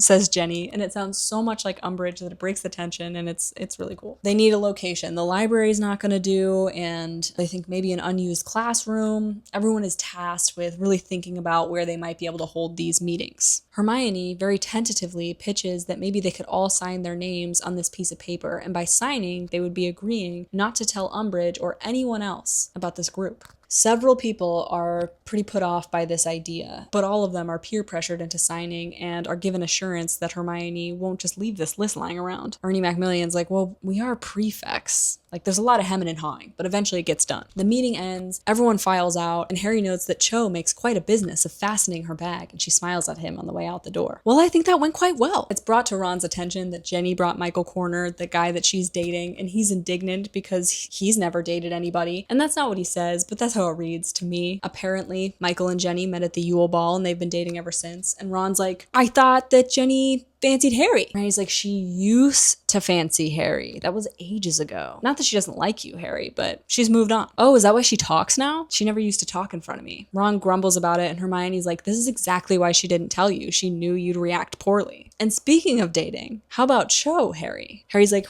she couldn't keep her eyes off you, could she? And Harry, with that in mind, appreciates for the first time just how beautiful Hogsmeade really is. And that, my friends, brings us to the 40% mark of the Order of the Phoenix and the end of this first video. We will cover the last 60% of the Order of the Phoenix next week. My name is Sage. Thank you so much for watching.